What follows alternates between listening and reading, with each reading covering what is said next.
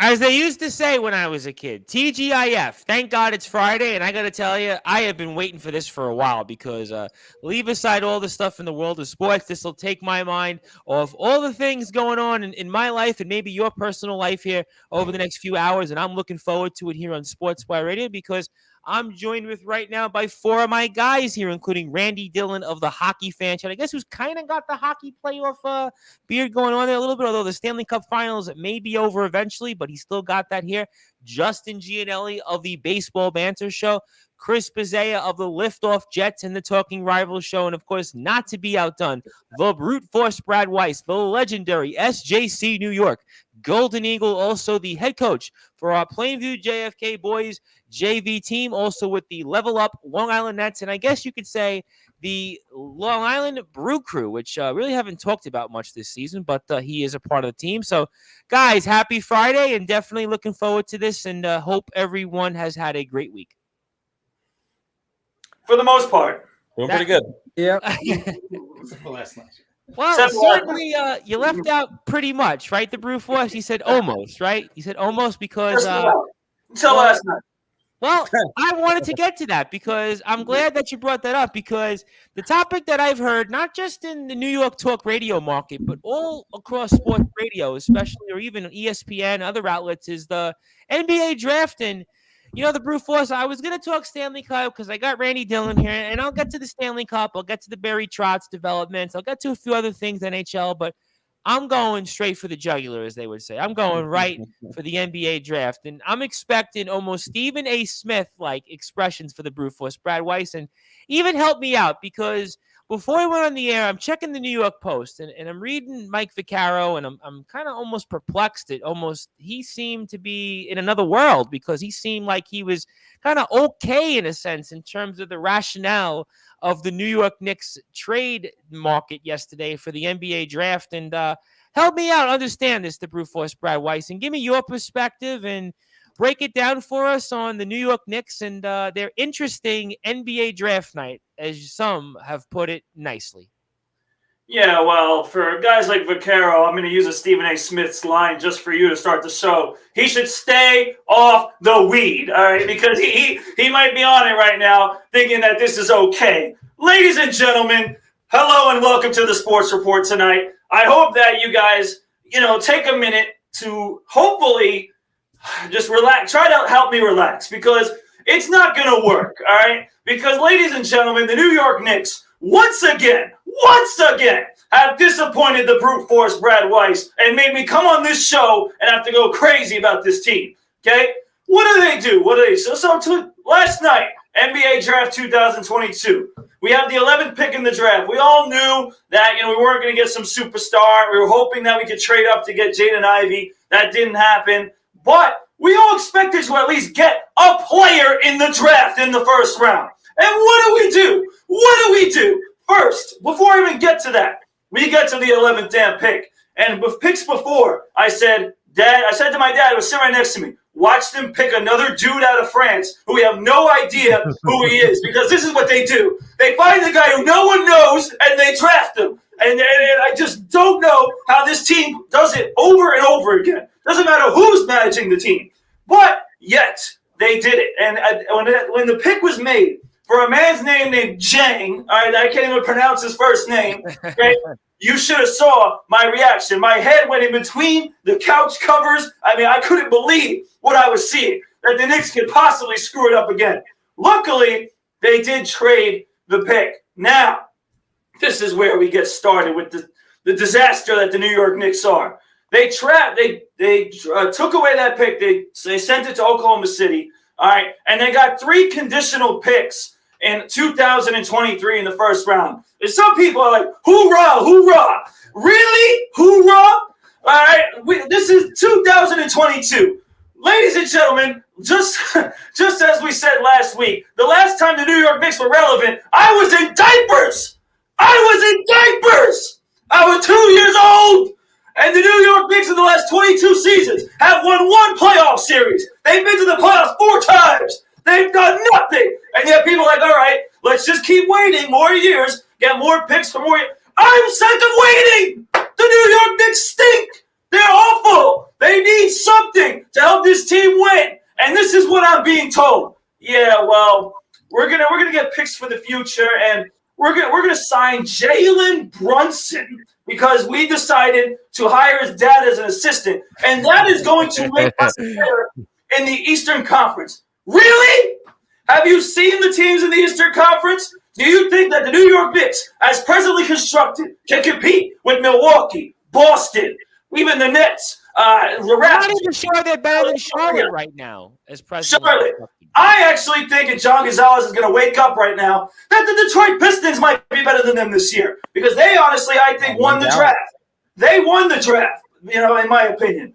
But it's absolutely surreal to me that they didn't even draft. In that trade, they didn't even get a pick to stay in the first round. Then they get a player in the second round who's not bad. But they always find a way because this is a team that, okay, so they're going to get Jaylen Brunson. So they are not rebuilding. But at the same time in the draft, they show you that they're prioritizing getting picks in the future, which shows a team that should be rebuilding. This roster is not good enough to compete in the Eastern Conference. And the organization itself cannot find a direction, whether to rebuild or not rebuild. And this draft, it almost left you wondering, what the hell are they doing? And that continues to be the case every damn year. The man on the top who looks like a damn clown and James Dolan continues to contaminate New York, make us upset, and make New York Knicks fans globally just shake their head and yell and scream just like I am right now. Because it is absolutely ridiculous that we are in New York City, which used to be the mecca of basketball and has become the laughingstock of the NBA because the New York Knicks cannot get it right. For literally 22 years, they have screwed us. And as a kid, I have never seen this team prosper. And I am sick and tired of it. And all they keep telling it is, oh, keep waiting, it'll come. It'll never come. And at this point, I don't know whether to stay a fan of this team, Tom Bryce. I really can't stand it anymore.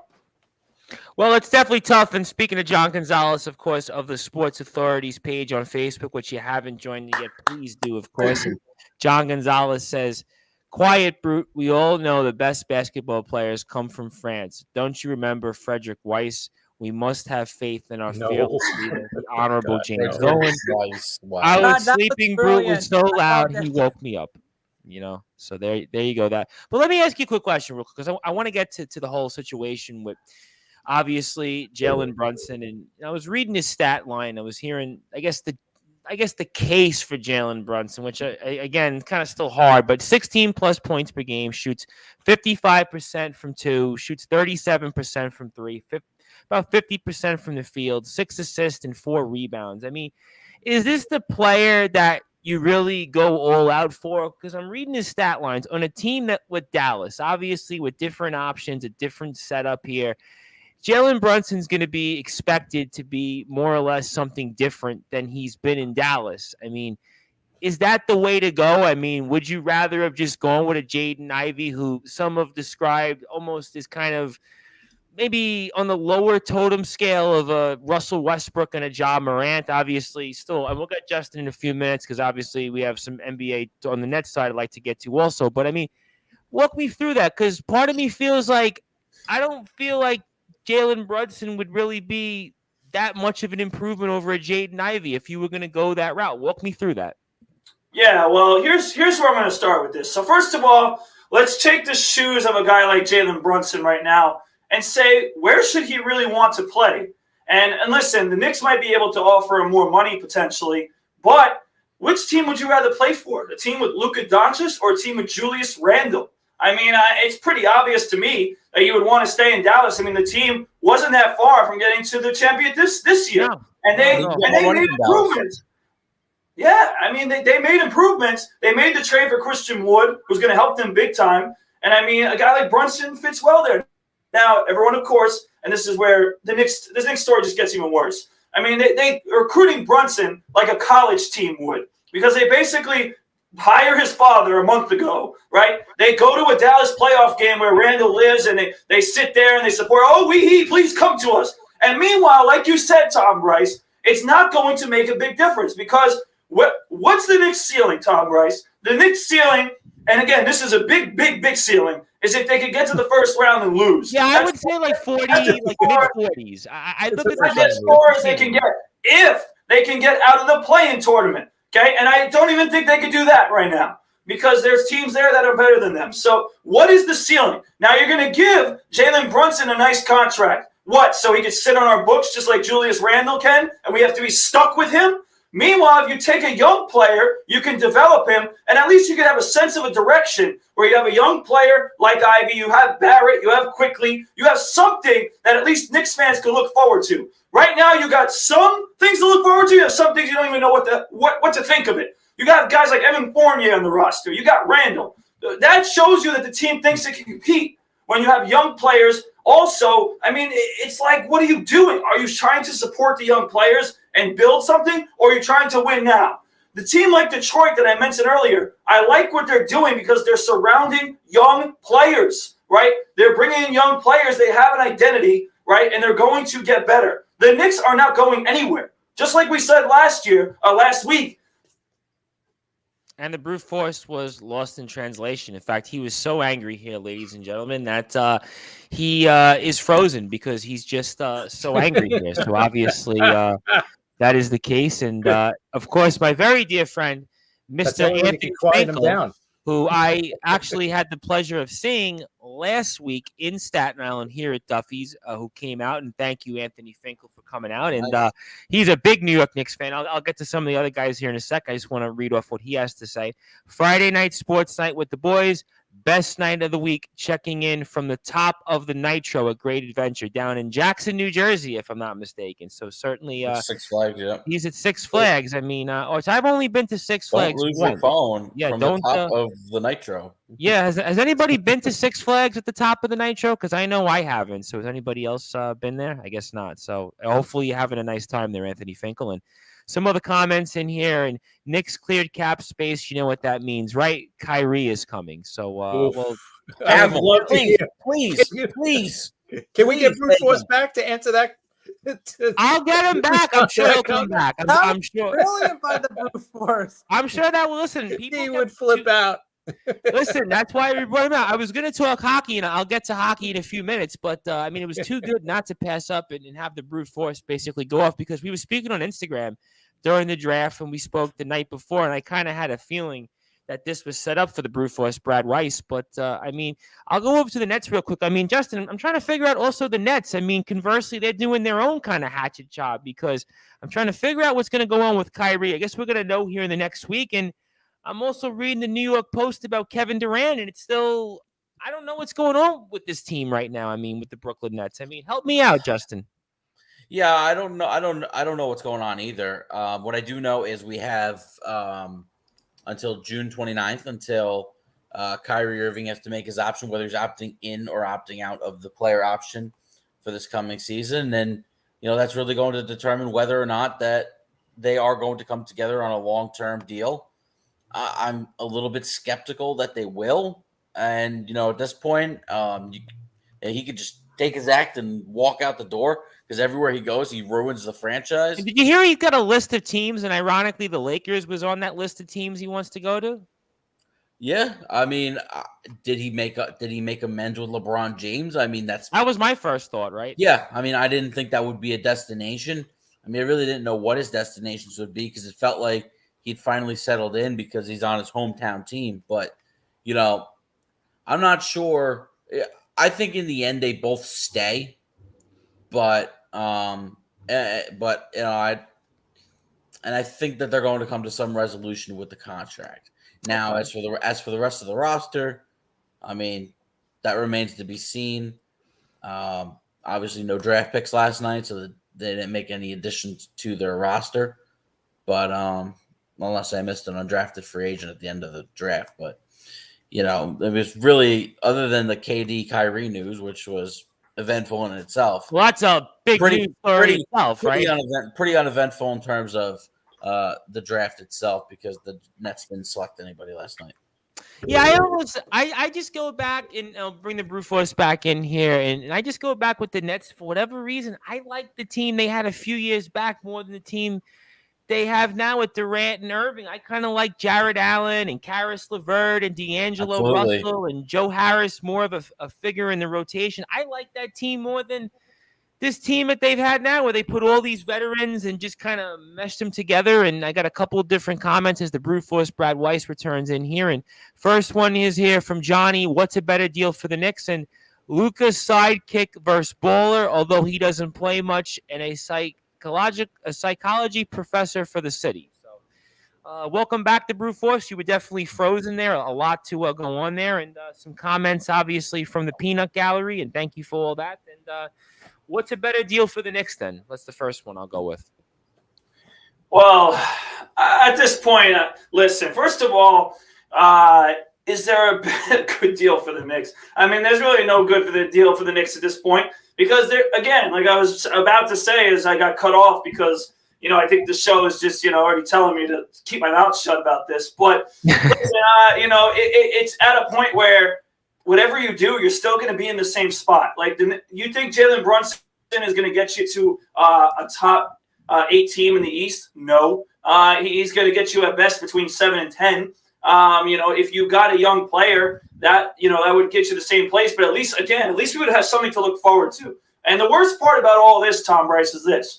When we go down the list of players that the Knicks could have drafted, because just watch, I'm going to put myself on record right now. One of these players is going to be really good, and we're going to come back to this and say, damn, the Knicks could have had him, just like we do every year. Because every year they find a way to blow somebody off, like Donovan Mitchell, he didn't get years ago. I mean, we go down the list. We'll be here all night. But a guy like Ochai Agbaji, who the Cavaliers drafted, that's going to be a really good player in the NBA. I'm telling you right now. He's going to be a very good player. That's a guy the Knicks could have had. You got a guy like Jalen Brunson, the big guy, who, by the way, the Knicks had for maybe 5 minutes, and then they let him go to shed Kemba Walker's money to make room for more money for free agency. Are you kidding me? I mean, you didn't want Kemba Walker, we thought coming in here to this team was going to help them a little bit in terms of maybe winning around in the postseason, and the Kemba Walker situation was just an albatross on this team pretty much from the get-go.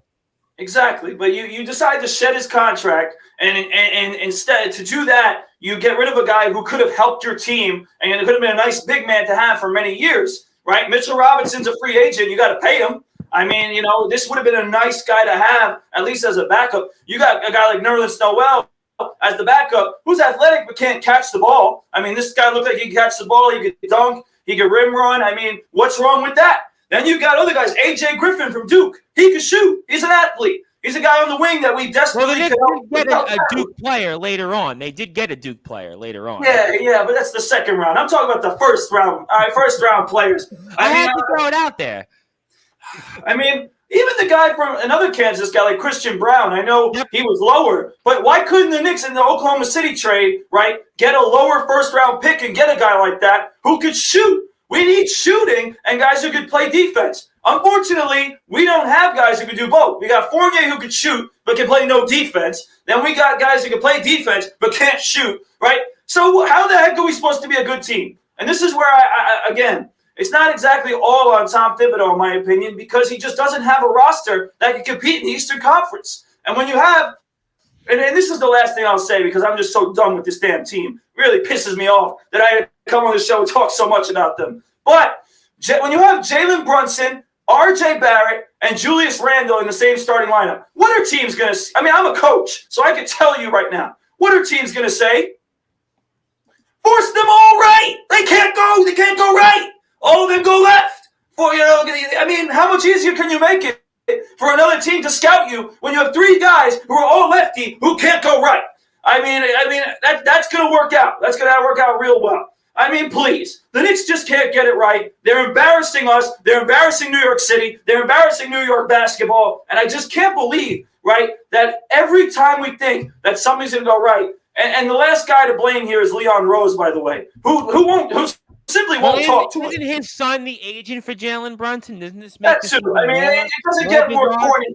It doesn't get more corny and disgusting than that. I mean, it really just is. When I heard that last night, I was like, okay, they're going with this Brunson angle. When I heard that before the draft, I was listening to it on the radio for some of the coverage, and I'm like, oh, boy.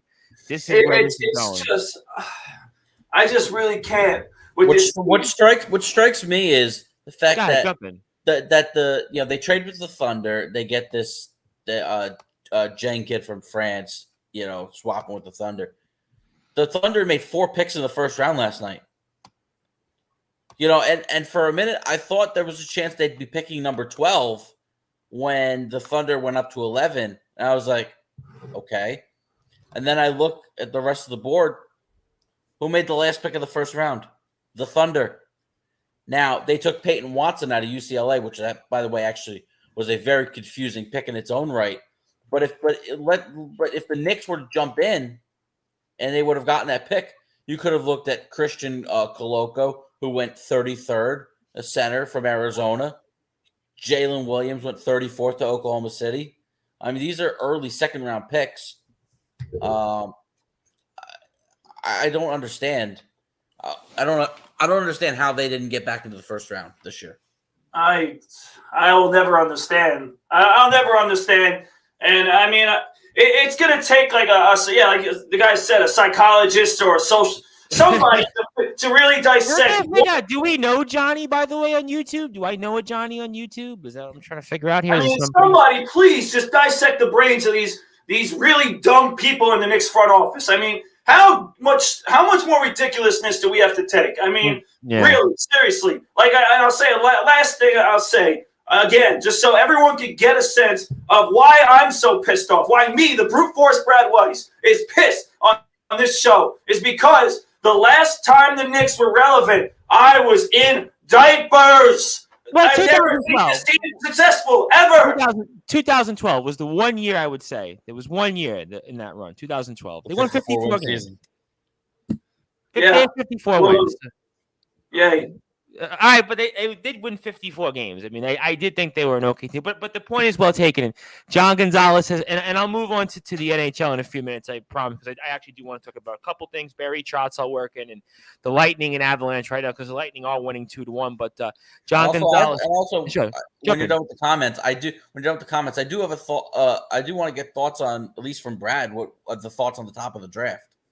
Yeah, I actually had that. That was also one of the things I wanted to bring up. And John Gonzalez says Jalen Brunson will do nothing for the Knicks. No difference from his father, Rick. Yeah, but Rick was like ninth, 10th man on the roster. I think Jalen Brunson's a little bit better than that. Yeah, I mean, Rick Brunson, I vaguely remember Rick Brunson, but I think Jalen Brunson's better than that. And then also John Gonzalez's steal of the draft was Jokic by Miami at 27. It's actually Jovic. Jovic. He actually gets confused for Nikola Jokic. I know. Well, John Gonzalez probably. You know what's funny? I was hoping last night the Nuggets would draft him. Okay. But exactly to Justin's point before. I'm just gonna say, just to Justin's point before, that was a late first round pick. The Knicks could have easily jumped back in the draft and gotten a guy like that, and that would have made a lot of fans happy. At least something to look forward to. But no, we didn't need it. Can I ask you, who are the Knicks clearing space for? Like, what are they aiming for? Who are the players? It's basically all for this guy, Jaylen Brunson. I mean, that's basically Mitchell Robinson to re-sign, correct? Yeah, I'm assuming that they're probably going to do that, but that's not going to be a hefty contract. Jalen Brunson's going to cost money. He is, like, we're all saying it. We all agree that he's a good player. Like, he'd make any team better, right? But it's the New York Knicks that it's just where they are, compared to all the rest of the teams, where he can't do as much as, we need so much more than just Jalen Brunson to win, right? And that's why we're upset. We're not saying, like, we're going to be upset if Jalen Brunson comes to the Knicks. Of course we'll be happy. He'll be a nice point guard. We haven't had any good point guards in my lifetime. Maybe I'll be honest, I was trying to rack my brain where the Knicks, the last time they had a I guess Raymond Felton. Charlie Ward wasn't even like a really good guard. He was like an okay guard, but solid. Raymond Felton for like half a season would be the only thing I thought of. I mean, I'm not going to count the abomination of the Stephon Marbury experience. I mean, the last time I really felt the New York Knicks, and Mark Jackson would also be another one where it didn't work out. Jackson. But the only time I could think of that the Knicks to me had a good point guard and he was kind of at the end of his career, was Derek Harper. That goes back like 25 years now. Really think about it. Charlie Ward. going back to I the heard that 90s.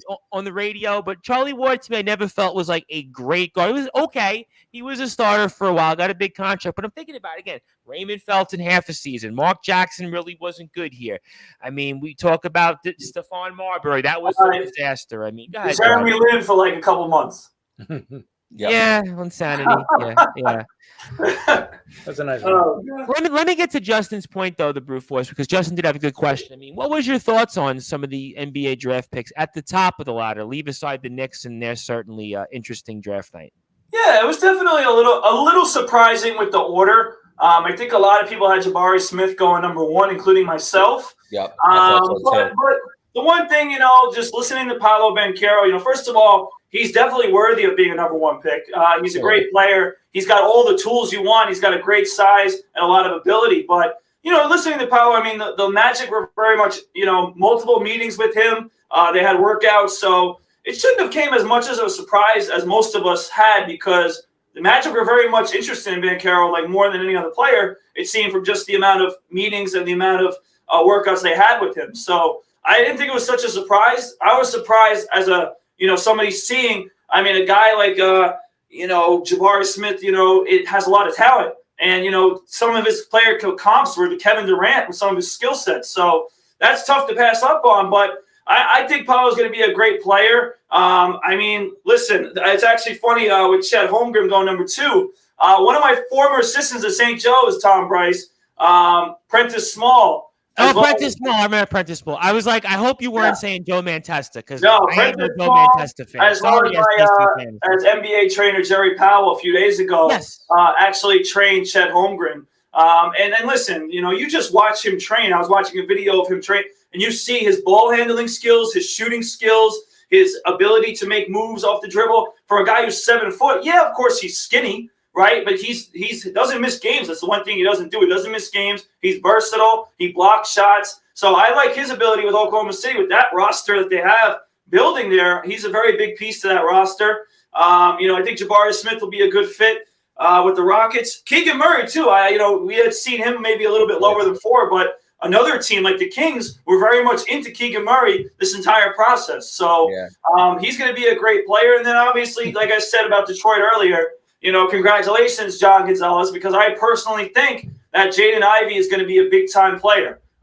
He's going to be good. He's going to be their point guard of the future. And they have something to look forward to in Detroit. They have 3 players that are very good in Ivey, Cunningham, and Bay. Those are 3 really good players. And then they just added Duran, who John Gonzalez just mentioned. A player comp to him is Bam Adebayo. And last time I checked, Bam Adebayo is a really good player in the NBA right now. So that's going to – the Pistons are building something really nice. And if I'm not mistaken, Dwayne Casey is still their head coach. We saw what he did in Toronto. He's a good basketball coach.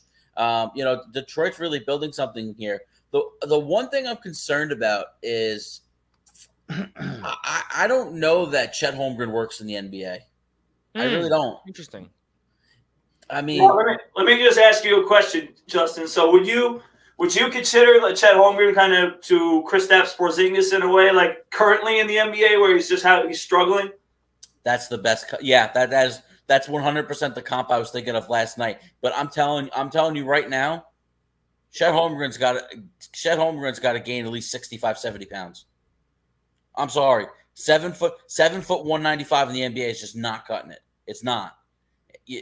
There's too many big physical centers still in the NBA. Even though we've gone more versatile, there's still too many big physical centers. Like, I'm sorry, he's not going up against Rudy Gobert. He's not going up against Bam Adebayo and going to be able to survive at 7 foot 195. So that's Sean Bradley territory for those. That's a lot what a lot of people comp them to in terms of frame wise. Because Sean Bradley was 7'6", but he was a very thin. Yeah, he was like a rail. Man. I mean, I remember when Shaquille O'Neal would just make short work of him because he was with the Philadelphia 76ers. Well, I mean, granted, though, Shaq made short work of everybody, but but it was Shaq was a physical beast. I was surprised though, although like Brad said, Orlando clearly did their work and they were a bit in big favor of Paolo Banchero. And you know what? This really wasn't a draft where you could go wrong at number one. Whether it's Jabari Smith, even Chet Holmgren, even though I'm concerned about his NBA future, but if he puts on weight, he puts the work in. The sky's the limit with the talent of Holmgren. There's no denying that. But Paolo Banchero is somebody who's going to be able to step in and be an instant impact player for the Orlando Magic. So the top three guys, everybody in the top five, are going to be very instant impact guys. Jaden Ivey could be front runner for Rookie of the Year. Same with Jabari Smith. But, I really just think there's not going to be many misses in the top five. Like I said, the only one who I have concern about is Holmgren. But my only concern with him is not talent. It's the frame. You got to put weight on. Even Kevin Durant had to put some weight on, and he still has a bit of a thin frame. But Kevin Durant had to put on a lot of weight just to be able to last in the NBA. Interesting points here. Let me get to a couple of comments before I move on here. I want to get to one from Twitter, actually, from one of our shows that, of course, we play all throughout Sportswire Radio throughout the week. That is a work in progress. And, of course, Piles and the mayor of Canton, who certainly have their own problems with their own teams. And, of course, Piles is a huge Chicago Bulls fan. He actually says, poor Knicks fan, because obviously, meaning you, the Brute Force, he was actually tuning in and he was listening and he thought it was kind of comical, some of the audio you had. Also, want to get to a few other comments in here. And John Gonzalez, I guess I'm going to just briefly touch upon this. To tell you the truth, did you see Daniel's mom? She was worth watching the draft. I'm going to just say nothing else further about that. Ivy is big time. Yes, sir. And then Johnny says sources tell that McCreef Morris was rechecking the name for a long time after hearing who the Heat drafted. Okay, those are very, very good points. Now, one other thing, because you mentioned the guy from A Work in Progress as a Bulls fan. Yes. I think they missed out. I think they made a mistake with their pick. Tell me why. Tell me why. Because they went guard at 18. They drafted Dalen Terry from Arizona. Yep. I thought that was going to be the perfect landing spot for Malachi Branham. Yeah, I think I heard some of that. Branham goes 20 to the Spurs, and I really like that fit. Well, Spurs will look to make moves. I'm somebody who watches a lot of Ohio State basketball. I saw a lot of Malachi Branham, and I really think he's going to be a very solid NBA player. I think with having Lonzo Ball and DeMar DeRozan in the backcourt already, I think Malachi Branham fits into that offense so well as a rotational piece that I think he fits better than Terry, and I think that they're going to regret. I think they're going to regret that because I think Branham's going to be a terrific pro. And Tom, quickly to your point, if I had to rank like the teams that did the best in the draft, like I said the whole time, Detroit would be number one. But to your point and to Justin's point, I think San Antonio is number two. I think they had a really fantastic draft, and that pick that Justin's alluding to, amongst some other ones. I mean, they had a terrific draft, and then I would put OKC 3 right now. But the Spurs you expected OKC just in terms. But the Spurs are one of those teams that I don't think anybody was really like eyeing and paying attention, but they really did a really nice job in this draft. Yep. I'll tell you what, they certainly could be back up here. And also, John Gonzalez says Holmgren is a baller. He needs to put on some weight, but the kid can play, similar to what Justin said. Anthony Finkel says, new nickname alert, Tom Bryce, the commissioner. I think the reason that's an inside joke because on my business card, I'm actually a commissioner of deeds in New York City. So I think Anthony Finkel saw the business card and he's like, wow, what's a commissioner of deeds? I said, it's essentially New York City's version of a notary public. So I actually do hold some position, but it's like such a meaningless position. But that's why he has my business card, and he was impressed by it. But that's all great stuff here. But we're on Sportswire Radio, speaking all things related to the world of sports, and we are with my guys here, Chris Bizzea of the Liftoff Jets and the Talking Rival Show, Justin Gianelli of the Baseball Banter Show, from the Hockey Fan Chat, Randy Dillon, and, of course, the very animated Brute Force Brad Weiss, the legendary SJC New York Golden Eagle Level Up Long Island Net. LI Brew Crew alum, and many other places I'm missing, including the Plainview JFK Hawks boys JV basketball coach. And certainly, if you are here on Sportswire Radio, and if you like what you hear from us, do give us a like on Facebook at Sportswire Radio. And 24 hours a day, 7 days a week, 365 days a year, you can listen to all of our content on sportnarium.com/player. I also want to thank Desmond Johnson of the Tobacco Road Sports Radio Group, obviously, for playing us throughout the weekends on Saturdays. You can catch us on tobaccoroadsportsradio.com. I want to thank Linda and Mac McGrath of the Northeast Streaming Sports Channel. Of course, we are on there as usually, I think Tuesday nights we're on when I go live with wrestling, Saturday nights, and we have the Pinstripe Chronicles play on there. Talking Rivals, we used to play some video on there. If I can get some video stream back, I can send it over to them. But they play some of our shows. I appreciate their support. I also want to thank also the guys over at the Pro Zone Gaming Division over for their support. Obviously, Pro Zone GD on Twitter, also on Instagram.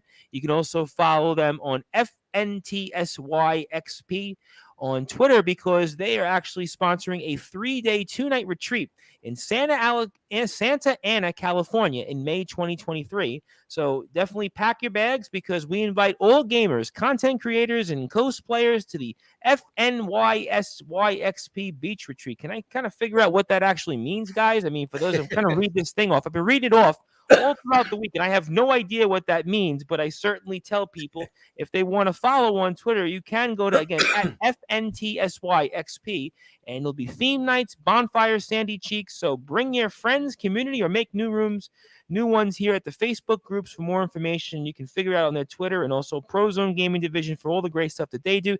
They also make merchandise for moderators, streamers, moms, gamers, dads, in-betweens. They also have affiliating programs, sponsorships. They're based out of Las Vegas, but they're an advertising and marketing agency that does a lot of great things. I also want to thank Mr. Big Snoop, who you can follow on Instagram and Twitter. Get more information. Their link tree is also on Twitter at ProZoneGD, also on Instagram, so definitely follow them. Thank you for their support. Also, the hashtag PZGD. Anytime you put the hashtag PZGD on YouTube or Twitter, they will definitely find out. And we are speaking all things related here to the world of sports. And also, we have here from John Gonzalez. Rumor has Hayward heading to Los Angeles for Westbrook. I'll come back to the NBA in a little while. I definitely will because I got to work in Randy Dillon a little bit because I feel sorry because Randy's not really an NBA guy, and I got to get at least about a little few minutes on hockey. Because I got to start learning more about the NBA because I got to understand, and I want to see the train wreck the Knicks is so I can understand. It's interesting.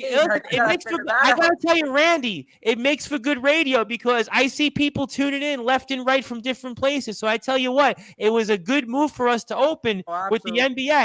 Because I could have talked about the Yankees, and the Yankees are red hot. I could have talked about the Mets, but I think people like a train wreck sometimes. People love the Kardashians, right? People always love talking about Kim and Courtney and every other Kardashian. Pete Davidson's part of the thing. People love that stuff, just like they love talking about the Knicks. People might not admit it. The Brew Force certainly gets animated, but for whatever reason, if you're on Facebook, you're on YouTube, Twitter, whatever else, people like hearing about the train wrecks, and the New York Knicks are definitely one of those train wrecks here. And also, have a few other things here. I'll get to the NHL in a second, which I'm going to do right now. I'll get to the story. Randy, think the Flyers when you think of the Knicks. I think the Flyers are a good. I think comparison. The Sabres right now more than the Knicks right now. I kind of think the same because I look at Buffalo, and it was a proud franchise, same time as the Knicks, 90s. Buffalo was a little bit better in the 2000s. They had a couple of trips to the conference finals, but kind of very similar. But very quickly, let me go to the Stanley Cup Final because I do want to get a thought or two on it. Obviously, Tampa Bay, last I checked, was winning 2-1 and toward the end of the second period. And I'm kind of surprised here. And certainly I was surprised with some of head coach John Cooper's comments after the game because certainly fans from different teams had their, grief. But I got to give it right now to the Tampa Bay Lightning, Randy, because they are certainly playing spoilers so far to the Colorado Avalanche, who could, if they win tonight, win their first Stanley Cup since 2001. It's the Andre Vasilevsky show right now, pretty much. That's what I'm going to say. Vasilevsky has been lights out, and that's what I expect. The only way that both can get back in this game 6 and potentially force the game. It's Andre Vasilevsky. I think they're banged up at this point. Like Cirelli left game 4. We are not 100%. We know as well that They played a lot of hockey, no point, and and the Avs are much fresher and healthier. So I think at this point, if the Bolts want to be forcing a Game 6 and maybe possibly a Game 7, it's going to be on the back of Andre Vasilevsky, but he has very little room of error. We saw in the first goal, Darcy Kemper, that was a bad goal. Vasilevsky, he can't let in any bad goals. Heck, he can't even let a goal right now with how the Avs are going. It has to be him forcing a Game 6 to see if they're going to be hope, or otherwise the Avs will lift their third Stanley Cup in the first one in 21 years. Yeah, that's so interesting to me because Colorado had so many great teams. I can remember growing up from the mid-1990s to basically early 2000s. And almost every year, the Avalanche were kind of right there, but they only won 2 Stanley Cups. You think about all those players they had, it was only 2 Stanley Cups. But so interesting. I also thought was so interesting, Randy, was that a team actually hasn't come back in the Stanley Cup Finals down 3-1 since 1942. I mean, that's such an interesting stat. I would have thought it would have happened more recent than that, but 1942 mean team that comes to mind that I remember, I know the Oilers in 06, they were down 3-1 and they forced that series all the way to a Game 7, losing 3-1. And the Canucks famously in 1994 were down 3-1 to the Rangers. 94, I was just an infant at that time, so I would have no record. But the Oilers, the one that comes to mind, I know the Penguins, they were down 3-1 and they forced a Game 6 in 08. The Sens down 3-1, they were down in 5. But I think when you get to that point at the Cup, it really, you have to have everything go for you at that point because the other team just, all the momentum there, all the pressure on that team, it had to be, everything has to go right for you and everything has to go wrong for the other team. And I think for the Bolts, they need a lot to go right for them in order to win the Cup. Let me ask you a question, though, and I kind of find this interesting because if it's any team, if they win tonight, that could maybe go on a run here, it's Tampa Bay because they've been down, obviously, 2-0 against the Rangers. Toronto, they were down 3 different times in the series, and they are the 2-time Stanley Cup champions. And they remind me so much of those Houston Rockets teams in the NBA in the mid-90s that every time they were down, you just couldn't count them out and heart of a champion. And I'm almost to throw it out there, Randy. I mean, let's say hypothetically Tampa Bay does win tonight and this holds up. We'll see a lot of hockey left. I mean, could Tampa Bay pull this off, you think? I think they can, but a few fun things are going to happen. Nikita Kucherov's going to have to show up for this team. He's been absolutely at this point. I think other than Game 3 where he had a couple of points, in Game 1 he has been very disappearing. He hasn't been there. They need him because Nathan McKinnon's going, Cale Makar's going, Brandon's going for the Avalanche, Kadri even going at this point after. Kadri won it for him in Game 5, which was so interesting because everybody was like in the building, like, was it in? And you were watching it. I didn't think so. I didn't know. I thought he stopped it under his arm. I didn't know. Yeah, that was so interesting because one of my friends who listens to us, Daniel Slavin, was like, hey, it's over because he's got a 30-second feed advantage over me in terms of how he gets the stream. And I'm like watching it and like, well, I think it was in. I mean, I personally thought it might have been in.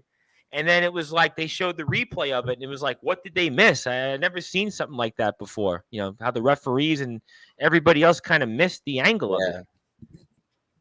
That was definitely one. You know what it reminded me of? It reminded me of the Patrick Kane goal that won the 2010 Stanley Cup. Yeah, I was thinking Dallas Buffalo for whatever Kane reason. came around the side, it stuck in the back of the net, and Kane was the only one who celebrated. Oh right, yes, I do remember that. Yes, I do remember that actually. I think of Game 6. There was an Islander playoff game I remember being at once. There was a similar goal where it was almost like, and I remember having a seat like right behind the goaltender, and it was like my first inclination was it went in, even though I'm an Islanders fan. I didn't want to say anything, but then later on they kind of re-showed the camera angle of it, and it did go in. I don't know what the TV feed was. It might have been actually an Islanders Lightning playoff game in 2016. I want to say this was, but these things definitely do happen. So I mean, obviously we'll see here if the Lightning can pull it off. And I mean, Randy, how do you judge the Lightning? Let's say they don't win, conversely, and obviously they would fall in terms of getting 3 straight championships, and no teams done it obviously since those great Islander teams, and getting to 4 straight Stanley Cups and winning it, and the Islanders got to a 5th. I mean, how do you look upon this Lightning mini dynasty should they fall short? It would be 2 Stanley Cups and got to a 3rd consecutive one. What would you assess it in terms of all time? I think this team is not going to be duplicated for many years to come. Now, given the circumstances, yes, you had the bubble, yes, you had the shorter year in the division, and then this year, but it's very hard. We thought the Penguins were only the first. The Red Wings did it in 08-09, and the Penguins did it in 16-17, right? Now the both did it 3 times, and this was circumstantial, I would say. But I would say it's going to be, for a team to go 3 straight trips to Stanley Cup, this is going to be very hard for a team to duplicate. I think we're not going to see for a very long time. A team going to be very, very, very good. Like, I don't think like any team right now, how they're built, is going to do this. Yeah, I think in sports in general, whether it's the NBA, whether it's the NHL, certainly Major League Baseball, and the NFL, obviously it's never been done 3 consecutive Super Bowls. I just think it's so tough because you have free agency, you have financial considerations, you have drafting, you have players who age. And I think also in one sense, regardless of what happens with the Lightning, I do think you have to give them some type of credit because, like you said, Randy, they went through COVID. They went through a bubble, the shortened season. Then they went through a season where you were playing teams only in your division. Then this run here where they basically had home ice advantage, never had it. They never had home ice advantage up until, obviously, these games coming up here. So every single time you had to go on the road. I mean, every single series you were starting on the road. Toronto, you think about, obviously, Florida, you start on the road. The Rangers in Colorado. That's why, in some sense, you got to give them a lot of credit for what they did here. I mean, playing as many games as they've had, and just certainly a lot of important points to remember, regardless of the Lightning. But very quickly, I wanted to ask, before I move on to some other things here, I wanted to ask you, what do you make of the news of Barry Trotz? It looks like is going to take a year off here and not do some coaching. What's your thoughts on that? I know this caught a lot of people on surprise, but I've honestly thought about this. I think for him, he wants to take a little bit of break because I think people forget after winning the cup with Washington, he didn't really get a chance to celebrate it. He was out the door literally right afterwards. Cup, he was on his way out. He went to the island, and it was business from there. And I think everything he did with the island as well, those other than this year, the first 3 years of the team, he made that team relevant. Because I remember that offseason when Trotz took in, Tavares left, the Islanders was a joke thing. They were going to be bad. They were going to be lottery picks. Well, the year before, they were one of the worst teams defensively in the entire league. It was a joke. It was laughable. I had a season tickets that year. I remember going to 7-6 games against the Ottawa Senators and the Detroit Red Wings, playing like 7-5 games, and it was laughable. They would score 3 goals in the first period and give up 4 the next period. I had a front row seat for all those games that year before Barry Trotz. What Barry Trotz did, was incredible, honestly. I mean, he's obviously the second greatest coach in the franchise's history and only was there for 4 years. I mean, that's all you need to know. Greatest coach in the Washington history, and he was obviously, good point. He won a Stanley Cup there. Good point. What was he there? 4 years in Washington? Right, 4 years. President Trophy, a Stanley Cup. Ovechkin won a number of. We know he won his Rockets, but Barry Trotz won the Jack Adams. Hope he's won the Vezina. So definitely a lot of success Barry Trotz did with Washington there. And after 16 pretty successful years in Nashville? Yeah, people forget. Exactly. And he was the only coach for a while. And they were like always in the playoffs with Nashville, right? Yeah, absolutely. Nashville had a lot of good teams. Absolutely. Yeah. People kind of forget that about Trotz. Yeah, people forget that his run in Nashville, taking an expansion team in 1998. The first and only coach for a long time. Yeah, I think they went to a conference final a couple of times under Trotz. I know they went to the postseason, I think like 8 or 9 years in a row or something like that. I mean, they were always a very, very good team. People kind of forget about that. I mean, maybe he had as well with Nashville. It wasn't anyone special. I think their best players were David Legwand, Martin Arad, Jason Arnott, Tel Weber, and they didn't have anything special on that team, but he made that team. Yeah, Weber was good. Weber was good there. Weber was a good player. Not until later on, he got a rookie Weber, but it took a while for us to realize. Yeah. Right. Yeah. All right, well, we'll certainly see what happens, obviously, when it comes to the Stanley Cup, and certainly the one thing I just want to add jump in.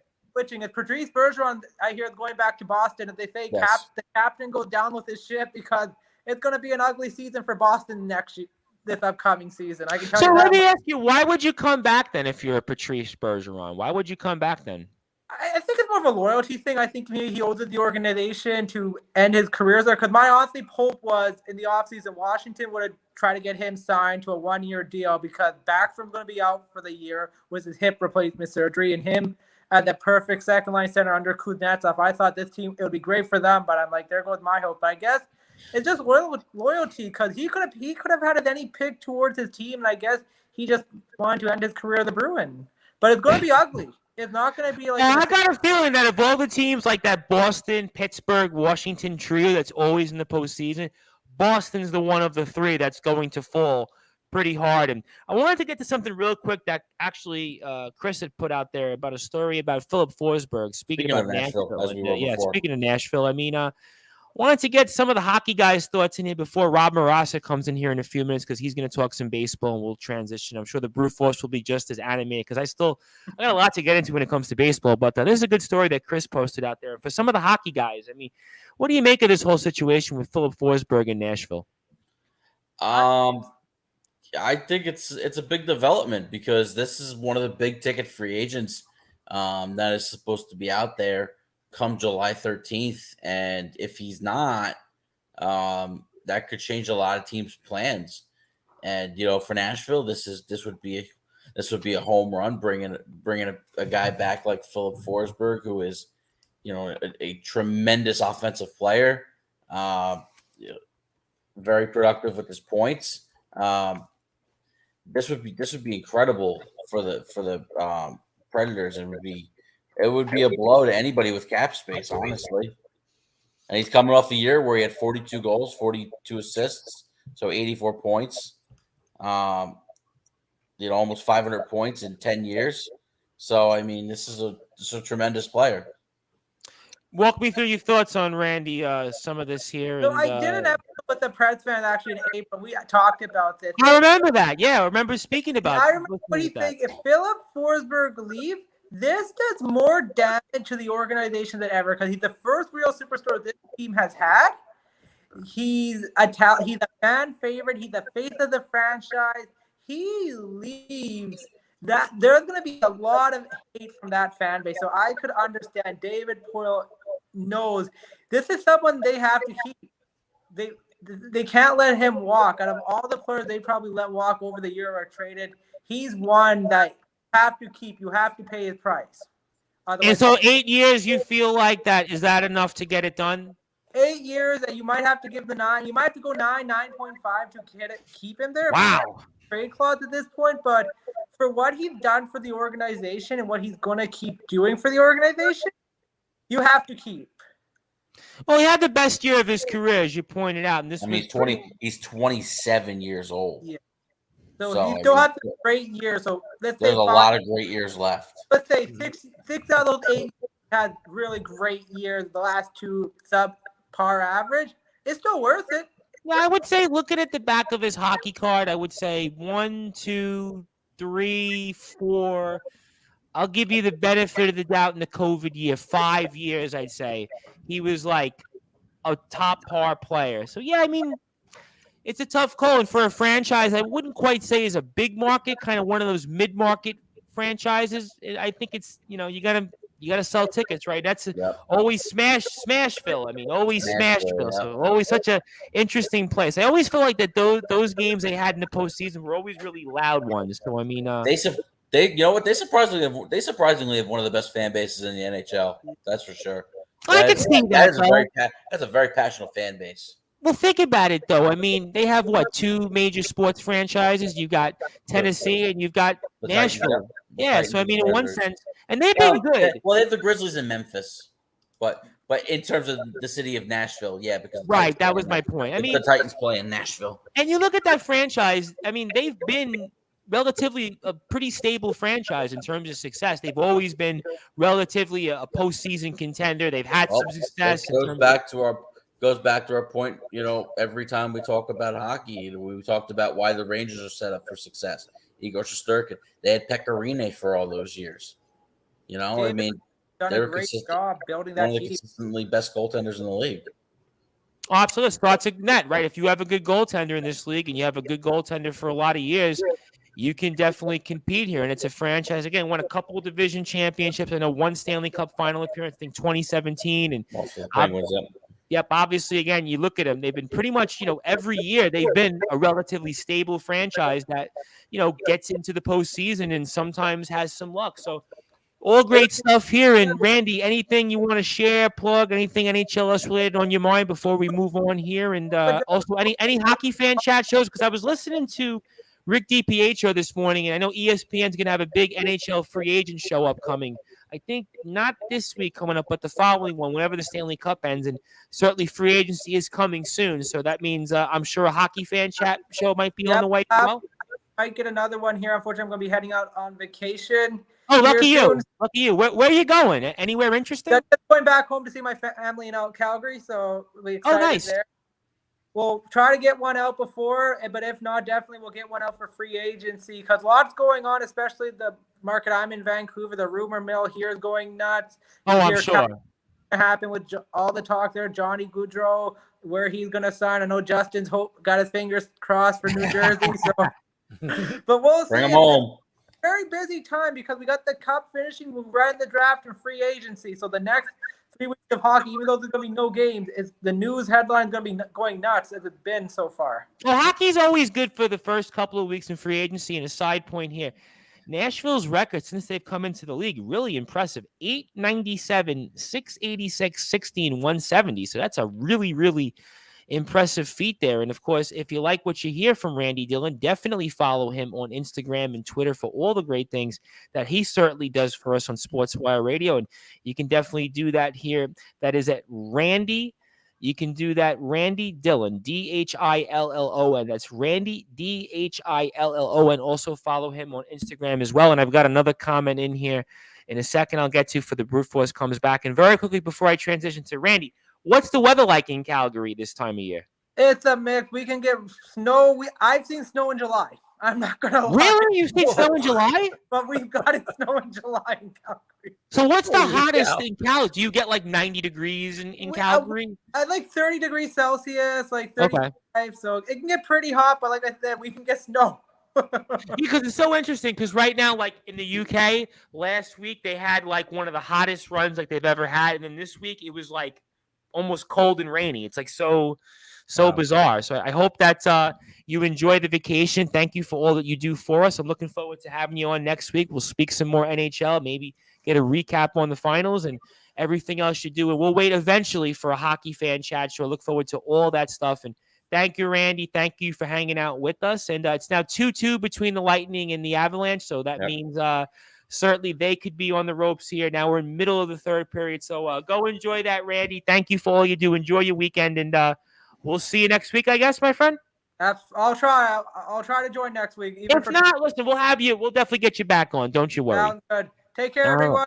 Take care, Randy. Have a great vacation, buddy. And that was Randy Dillon here, of course, who does a great job for us covering the NHL. And we've got the Brute Force, Brad Weiss, in here, and also our longest tenured analyst, Rob Maraska, that is back. But before I get to baseball, I have a NBA comment on YouTube I do want to get to. And that's somebody with, I guess that is from Israel. What's that name? What's that name, Tom? Unfortunately, I cannot pronunciate that. But what I will say is, great choice for Miami, a young European player who is going to be an NBA star, a smart player thinking and vision of a really high game, a style of play from the Balkans to change the game rhythms. The Brute Force, you want to elaborate on that very quickly before I transition to baseball with Rob Maraska? Yeah, well, we talked a little bit about it before with, I'm assuming he's talking about Nikola Jovic. Yes. Not Jokic, Jovic. Yeah, he's 100% right. And I think what's actually cool about this pick to Miami is that that's kind of a player that they need. That's kind of a player that they're looking for that's got, some height, but can also expand the floor by spacing it and shooting and also giving them rim protection as well. Because besides Bam Adebayo, they really didn't have much to offer when it came to rim protection. So I think that's good, and to be able to space the floor in Miami's system where they have a lot of shooters and they have a guy like Jimmy Butler who constantly gets to the rim. I think it's a great fit. And, I forgot who was joking earlier about the whole, Miami getting Jovic and now Markieff Morris is in the situation. Because obviously, if you guys don't remember, That was Johnny, by the way, on YouTube. Johnny had mentioned that. Johnny on YouTube. Markieff Morris and Nikola Jokic got into that controversial skirm that got Markieff Morris basically out for the entire year because of Nikola Jokic getting hurt. So it's interesting now that they have Nikola Jovic, but I think it's a great fit for Miami. I think he's 100% right, and he's going to be a great player. And just like I said before, another player that I'm going to say in a couple of years, the New York Knicks could have had him, and they decided to go with nobody. It's just so bizarre. I mean, listen, I'm going to come back to the Knicks. I'm going to come back to the NBA because I actually want to mention Shaquille O'Neal's son being drafted. I wanted to get your thoughts on that, but I'll come back to that in a little while because we are now joined by our longest tenured analyst here. Certainly has a lot to say in the world of Major League Baseball and much, much more, and that is Rob Maraska. How you doing there, Rob? Hey, guys. How's it going? Certainly good here. Very lively and an impactful Sportswire radio show here tonight. And obviously want to bring you back in here, talk some baseball. Want to get to some Yankee talk, some Erin Judge talk, obviously, with some settlement there in terms of arbitration. Also, Mets, Yankees, all that great stuff here. And I see people are now tuned back in because, like I figured, hockey's great, and I love hockey, but I know some people, they kind of tune in and out when they hear hockey. Baseball, Mets and Yankees, they're ready to go. They're chimed in. And Mr. Maraska, obviously, I think as a Mets fan, you are hearing the footsteps. If you aren't at this point, I know certainly you are really kidding yourself. Mets do get a win tonight, but give me your thoughts here right now because the NL East race has tightened up, despite some talking heads on another network that certainly competes with us, WFAN. But, give me your thoughts on the Mets win. Yeah, well, it was a good win. I'll tell you, Lindor. At least Lindor is hot, and we're finally starting to see the Lindor that we hoped we got. So that's a good thing. But yeah, the Atlanta Braves are right behind us. Just like last year. But I think actually they're closer now at this point in time than they were last year. So they are breathing down the Mets' necks, but. It's a long season, and we will see what happens. But right now, it was a good win tonight. And a Marlins team that's kind of hanging in there. They swept the Rockies, and they've, kind of hung in there like they usually do. A pesky team. You kind of figured out. You see the Marlins in the standings, and, they're always tough. Hey, with the new playoff, the way things are with the new playoff format, the Marlins are not out of anything. No, you know what? The Phillies were left for dead. Remember the Brute Force talking about the Phillies and, they were dead and everything else, and they got red hot. I mean, listen, so many teams this month of June. I mean, the Yankees of all teams have the best record, but you got the Red Sox who've played great. You got the Astros who've played really well. The Braves have played really well. The Phillies have played well. A lot of good teams here in the month of June. I'll get to some of the guys in baseball here now. I want to get to the Brute Force because the Brute Force, I heard you loud and clear when it came to the Knicks. So I want to come back to the Mets. I think you'll feel a little bit better about the Mets, but I don't know. I hear people on the radio and, some people, some talking heads were like, don't worry about it. Mets are fine. Others are like, how can I put it? They're worried, but not yet ready to push the panic button. Where are you right now on this Mets team? Because the Braves do have to play the Mets 15 more times. And everybody said, they're going to play the Giants. They're going to come back down to earth. Last I checked, Dansby Swanson was hitting home runs all over the week. Last I checked, the Braves still find a way to keep winning. And again, the 15 times has got me basically already in a cold sweat. So where are you right now, the Brute Force, on this Mets team? Yeah, well, obviously I'm a little more than a little excited about the Mets rather than the Knicks. I'm a lot more excited about the Mets, obviously. And listen, yeah, we all know, it's the month of June, even though we're getting to the end of the month. It always gets interesting for the Mets in June. But the one thing that we won't say about the Mets in June is that they collapsed. They haven't collapsed. They had a good month. They just great. And listen, everybody's going to start saying, well, you had a 10.5 game lead over the Braves. Now it's only 4. But they didn't collapse. They had a tough schedule, and they actually held the fort down with some of their players out, such as Max Scherzer, Jacob deGrom, that are really important to this team. So this was overall a successful month, and I'm still not pressing no panic button on the Mets. I think the Braves have played very well. As we've talked about religiously the last couple of weeks, their schedule has been incredibly weak until now. They did get a nice series win against San Francisco. Thankfully, the Dodgers beat the Braves tonight. Thankfully, they beat them. Right. So the Dodgers, they got to play the Dodgers two more times. But listen, like you said, Tom, good point, is that, yes, the Mets and Braves are going to see each other a lot. And those games are going to mean a lot. But I think that, for us, I think we're not exactly worried about the Braves head-to-head. I think we feel pretty good about our chances with Max Scherzer and Jacob deGrom back. Well, Max Scherzer coming back, that makes me feel a little bit more hopeful. Listen, what makes me feel better, too, is that, if the schedule was a little bit worse where we had to play the Braves more earlier in the season, we would have had a tougher time because we didn't have our best pitchers on the mound. But this year, we got kind of lucky because we obviously didn't have our best pitchers early in the season, and we didn't really play the Braves at all. So now we're going to kind of come out in the second half of the season, playing the Braves a lot, having our two best pitchers, hopefully getting a few bullpen arms to help us in the bullpen, maybe another piece. I think that we're going to be at the top of our game when we play the Braves. So I am not exactly worried about the Braves. Yes, they've played well. Yes, they've won games. But the New York Mets are not a team to be reckoned with. They are a very good team. They are still playing solid baseball. And like Rob Moroska said, listen, you got Pete Alonso is arguably an MVP. This year. You got Jeff McNeil having a great year. You got Luis Guillorme doing big things. Jeff McNeil's on my All-Star ballot. I voted for Jeff McNeil as an All-Star because I really think Jeff McNeil's had a great year. We'll definitely get to that shortly with the All-Star ballot. But but certainly, listen, a guy like Francisco Lindor, everybody looks at his batting average and says, he's not doing that great. But the guy has 56 RBIs. He's hitting home runs. He's been hitting in the clutch all year long. It's really been a guy who's been a big-time impact all season long for these Mets. He is a big reason why we are here. And as much as everybody wants to look at that batting average, he really has came up in the clutch and gotten it done in the three-hole in the lineup, which we all know is arguably the most important position in the lineup, that three spot. Absolutely. So, I'm not that worried about the Mets. I do think the Braves will slow themselves down at some point.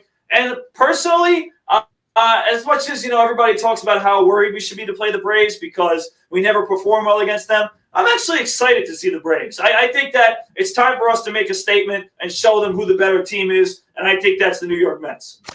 All right, interesting thoughts there from the brute force Brad Weiss. A little bit more of a hopeful take compared to the New York Knicks, and I'm going to get to the Yankees here. Well, there's no hope with the Knicks, so I can't give them hope. Yeah, but listen, to be fair, as Mets fans, right, and I'm going to get to the Yankees in a second because there's a lot with the Yankees I'm following I want to get into, and there's a lot, obviously, Mets and Yankees, two of the best teams in baseball right now. But, it's interesting because with the Mets, you're taking a hopeful take, but yet you have to play the Braves, and based on the history of the Mets always usually don't play well against the Atlanta Braves. So it's so interesting that the brute force and even Rob Moroska here is taking a very hopeful approach. And Justin, I bring it over to you. Obviously, again, interesting time here. The Mets really didn't play bad in June. The brute force is right. This wasn't like the house of horrors that we had, whether it was in 2019 or 2018. I think we were 11-1 early in the year. We were 27-20 or something like that in May. And then we lost like 22 games or whatever it was in June, or even obviously in the COVID year, we started the way we started the year. But it wasn't like that. we actually played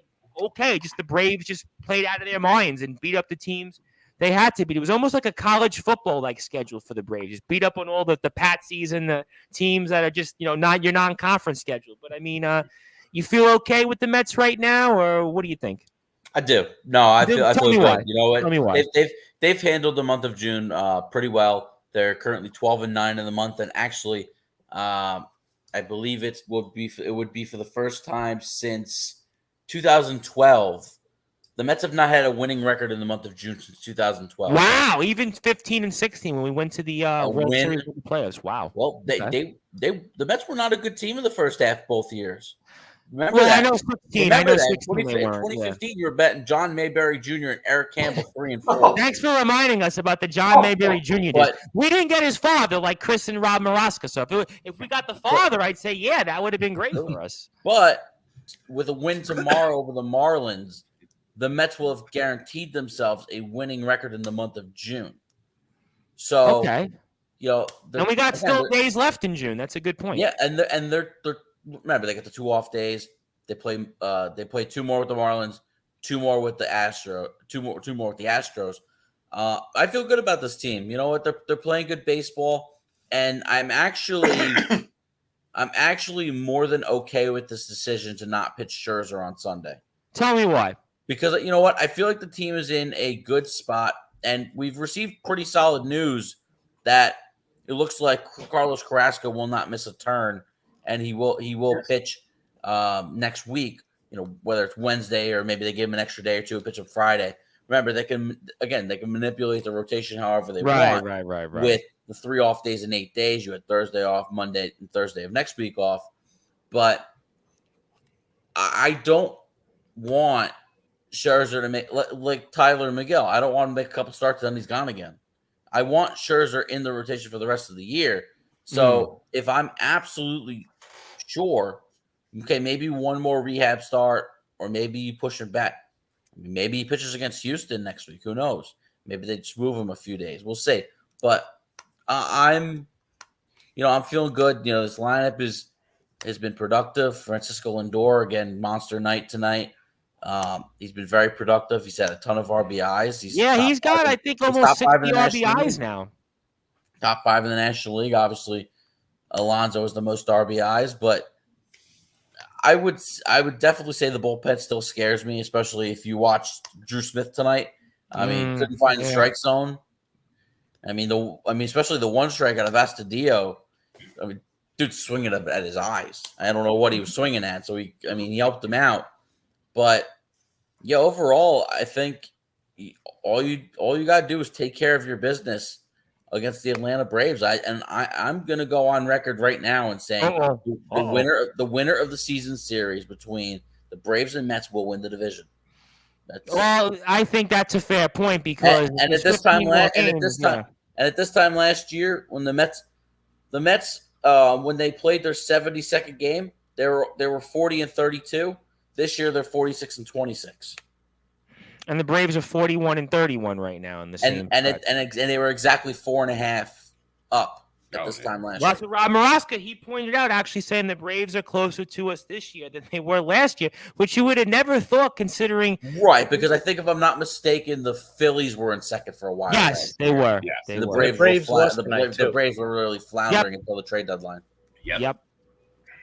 All right, all interesting stuff there when it comes to the Mets, and I want to get to the Yankees side because the Yankees actually lost the game, which is almost like big news. And 52-19. They needed a humbling. Honestly, they needed to be humbled. So upset. But you know what? It was so interesting, Chris, because I'm listening to the radio this morning, and I didn't realize this. And right now, the Yankees were going into today's play 52-18. I believe it was the second best start for any team in Major League Baseball history through 70 games. I mean, not only is this a great start for the Yankees, but it's an all-time start. I mean, it's really just special. I mean, all these teams we speak about, right, when it comes to the Red Sox and their run. And what's so fascinating, especially about the Red Sox, is despite the Red Sox record and their run getting themselves into a playoff spot, Chris, did you know that the Yankees actually gained ground on the Red Sox? They actually added to their lead over Boston, despite Boston winning 73% of their games in the month of June going into today's play. So you know what that tells you? The Yankees are winning about 75% of their games in the same period. I mean, Chris, this is like really, really like historic. Right. It's getting ridiculous, to be honest. It just doesn't. To me, it doesn't make sense. But listen, it's a great run that they're on, and eventually they're going to slow down. They lost tonight, 3-1. Verlander pitched great, but Cy Young.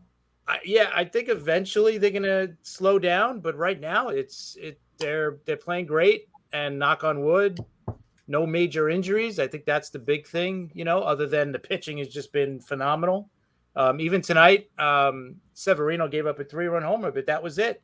He had one bad pitch, and the bullpen comes in, one of the Mets guys from, the guy Castro, he's been really good for us. Yep. He's had a couple of miscues, but overall he's been really good for us. We got Mariachi, the kid from Jersey. Yep. He's been pitching good, and now you got Chapman was down in Double-A tonight. On a rehab assignment, so he'll be back soon. So just add another arm to the bullpen, and right now everybody's healthy, so can't really complain. There's nothing really to complain about this team. if I were to ask you on the Yankees, and I'll come back around to the other teams, and I do want to get to the All-Star ballot because I voted on it a bunch of times, and I think it's a kind of interesting topic. It's everybody thinking about it because the vote actually for the first part of the process ends here. By the time we'll be off the air after this week coming up, and by next Friday's show, we'll have an idea about some of that. But I mean, if you were to say, Chris, if there's one need for the Yankees going into the deadline next month, and I hear different things, I think Cat just kind of cooled down a little bit, and I'll get to a few other comments from some of the guys here privately that I see on my thread here. But, I mean, is there one thing that you'd like to see the Yankees address between now and the deadline? I would say outfield for sure, because you got Gallo is just he's just like an automatic strikeout at this point. If somebody doesn't walk him, it's like an automatic strikeout for him. He's totally lost up in the plate. He's a great defender. You put him in right, the guy's Gold Glove level in right field. Even in left, he's really good. But with the bat, he's just totally lost. Hicks is starting to hit. Obviously, last night, the big 3-run home run. Everybody's seen that to tie the game. But he's been pretty good of the last few weeks, 2 or 3 weeks. You could tell he's swinging the bat better. So, but I think we still need a bat in the outfield to replace. And I think they got to get rid of Gallo. I mean, like I said, I knew that was coming. I definitely they just have to, because he's batting, I think, 180 right now, and he's just like an automatic strikeout when he's in there. I'll tell you one thing. Joey Gallo has no hits on the season. The pitcher hits his bat. Right, exactly. The pitcher accidentally hits the bat. I don't know how occasionally it does damage. I haven't heard. That's a good one. That's a good one, Justin. Yeah. Were you working on that one for a while? Where would you go? Where would you go in terms of an outfielder? Would you go for a center fielder, or would you go for a corner outfielder? I would probably go for somebody who could play both, to be honest. Maybe the big names that we've been hearing is Ian Happ from the Cubs and Benintendi from the Royals. Right. That's the two names. So I think Happ is going to cost a little bit more, obviously, because I don't think he's in his walk year like Benintendi is. And by the way, Happ is on my All-Star ballot, by the way. So okay, he's having a good year. Someone like that, obviously a left-handed bat as well. But I don't. It's not like oh my God, we have to get this. That's the only thing, because pitching, I don't want to say we're set because you never have enough pitching. But right now the starting five is great. You got a couple of guys. They just sent down Schmidt, who could come up and start. You got Herman. He's rehabbing, so he'll be ready in a couple of weeks. So I don't think we need starting pitching. The bullpen, same thing. I think we got a couple of extra arms down in the minors. And then you got Chapman coming back, and you got Britton coming back in sometime in August. And then you got Loizaga as well at some point. So I don't think we need a bullpen guy either. Can I make you laugh, Chris? Can I make you laugh? Because when I say it, you're going to chuckle. I hear, speaking of outfilders, I hear that there's a guy, Jackson Frazier, that might be available. Would you want to take that? No, thanks. No. Yeah, I knew that would break the ice, because when I heard a couple of days ago that Clint Frazier was changing his name to his middle initial, J. Jackson Frazier. I mean, the Brew Force, Brad Weiss. I mean, would you ever do something like that? I mean, would you ever say, let's say, go, you're so frustrated with everything, instead of being called Brad Weiss or Bradley Weiss, just say, I'm going to call myself the Brew Force Weiss. And would you ever think about considering doing that? That's not bad. Honestly, no. I'm perfectly fine with my name and my nickname. So there ain't nothing that needs to be changed, and I would not do it even if I didn't want to, unless my name was so egregious, but it wasn't like that was an egregious name. So no, I would not. Well, famously, I'll bring it up before I get to Justin's gave me his throw in Tampa Bay score with Colorado. So thank you, Justin, for that. But famously, the Ultimate Warrior actually changed his name in real life to Warrior, because his original name was Jim Hellwig, but he wanted, for whatever reason, he actually went to court and actually said, I want to be called in real life Warrior. So his wife is actually called Dana Warrior. So maybe Clint Frazier felt he did so poorly as a Yankee and a Cub that he just says, you know what? I want to be called now Jackson Frazier. So who knows? Listen, who knows what's in the minds of people these days? It's definitely a crazy world. I can definitely experience and feel that. But thank you, Justin, for this update, because Andre Palat, 3-2 Lightning, a little less than 5 minutes left, I think, now between Tampa Bay and Colorado. So listen. 3.5. 3:30 to go. There you go. I mean, listen, you want to talk about teams that coming back, the Tampa Bay Lightning. Just can't call them out. Can't quit on them. Just whatever you want to say and fill in the blanks. They very well could come back here and maybe force a game 6, and who knows from there. So all good stuff there. And certainly we are speaking about baseball and much, much more. And I do want to get to the All-Star. I'll get to the Mets and Yankees. Obviously, we'll get into a lot for that. But I'm curious. Has anybody voted yet? Anybody have an idea of who they'd like to see on the ballot? I see Rob Morosco. You had nodding your head. So you voted like me a few different times. And who you got in your ballot so far? I'm curious to see what you and the other guys have on their ballot. Yeah, well, the one thing I want to say is I voted for Jeff McNeil a bunch of times. So did I. I did vote for Jeff McNeil. You know, I think he deserves it this year. He's been, so clutch this year. And, I can't say enough about him this year. He's exciting this year. He starts everything up. And I really think he should be an all-star. Okay. Is there anybody else on your ballot that you specifically were really said, you know what, I have to have them on my ballot? Because I have a couple that I'm going to throw out there that people might be surprised on. But what about you? Well, obviously Alonso. I mean, and did he say if he's not on the All-Star team, he will not be in the home run derby? I'm not sure about that. Did he say that? Okay, because I thought I heard that somewhere, which would be, that's a disappointment. Because he brings the most excitement to the home run derby, I think. So, I mean, I'd like to see Erin Judge in there, but that's a whole different, discussion. Unfortunately. But Alonso up there dancing, going nuts. He makes it more exciting. All right, fair enough. For you, Brew Force, have you voted yet? Or if you haven't voted, is there anybody that you feel like, I want to see them out there on the ballot, and anybody that comes to mind? Yeah, so funny. I have filled one out. I'm actually doing another one as we speak. Good. Yeah, so looking at what I'm doing so far, I mean, obviously Pete Alonso as the first baseman. I mean, listen, Paul Goldschmidt's the leader right now, but I think that, Pete Alonso, I mean, with his home runs, his RBIs, his batting average this year, I mean, there's no reason why he shouldn't be starting at first base.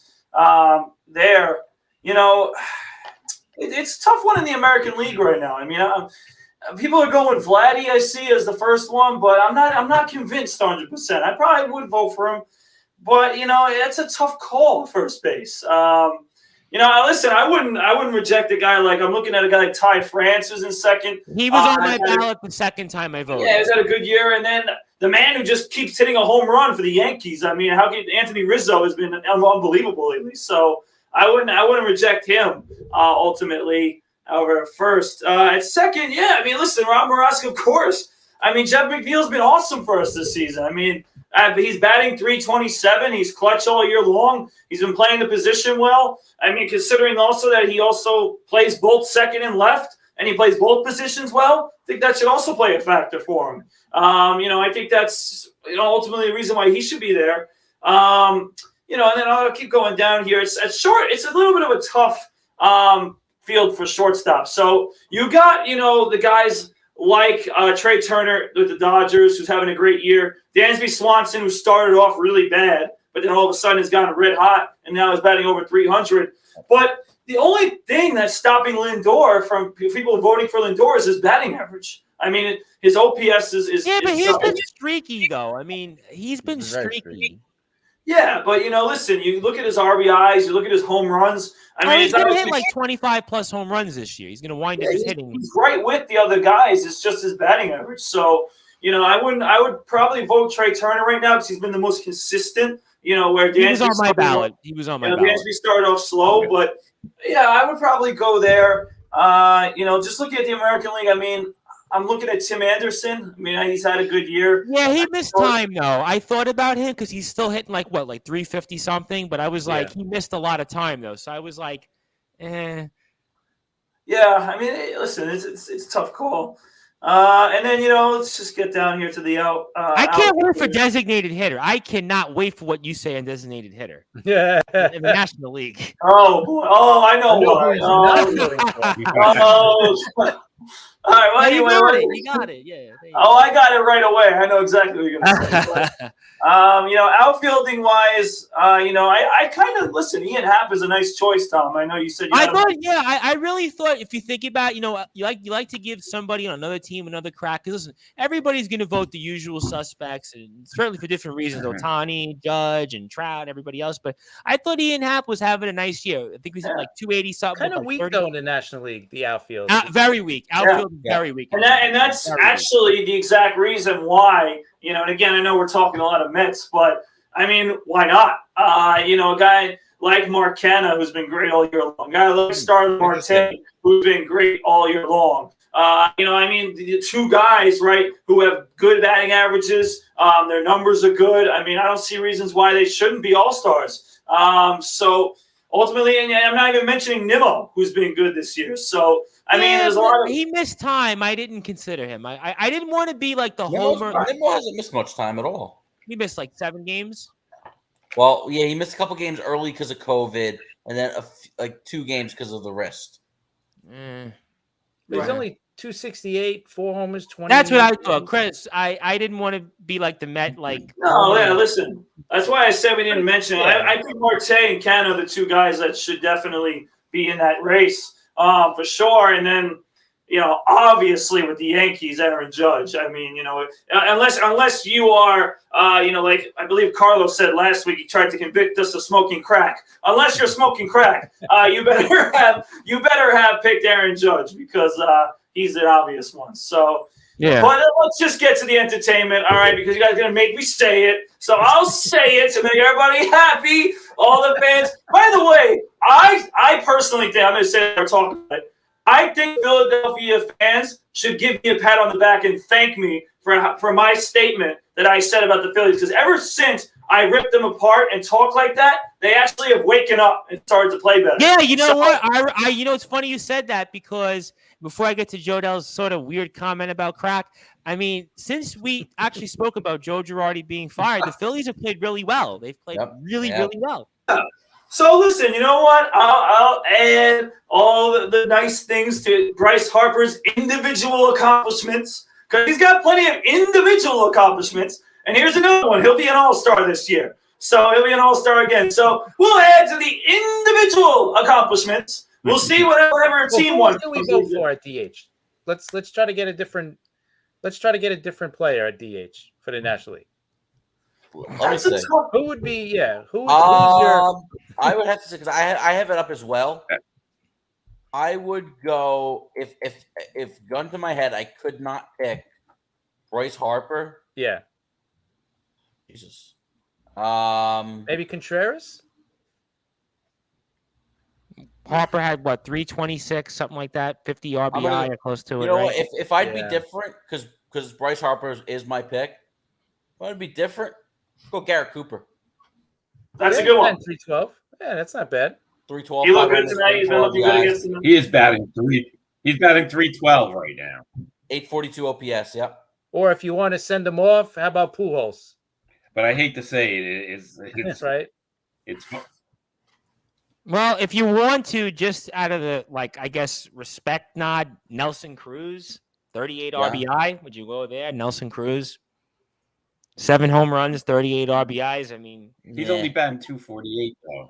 Yeah. I mean, or the other option, which I did at catcher, which I'll get to Joe Dell's comment in a second. But I mean, would you want to? He I don't think he'll get enough votes, but just out of courtesy and respecting his career, Albert Pujols. No, that's what I thought.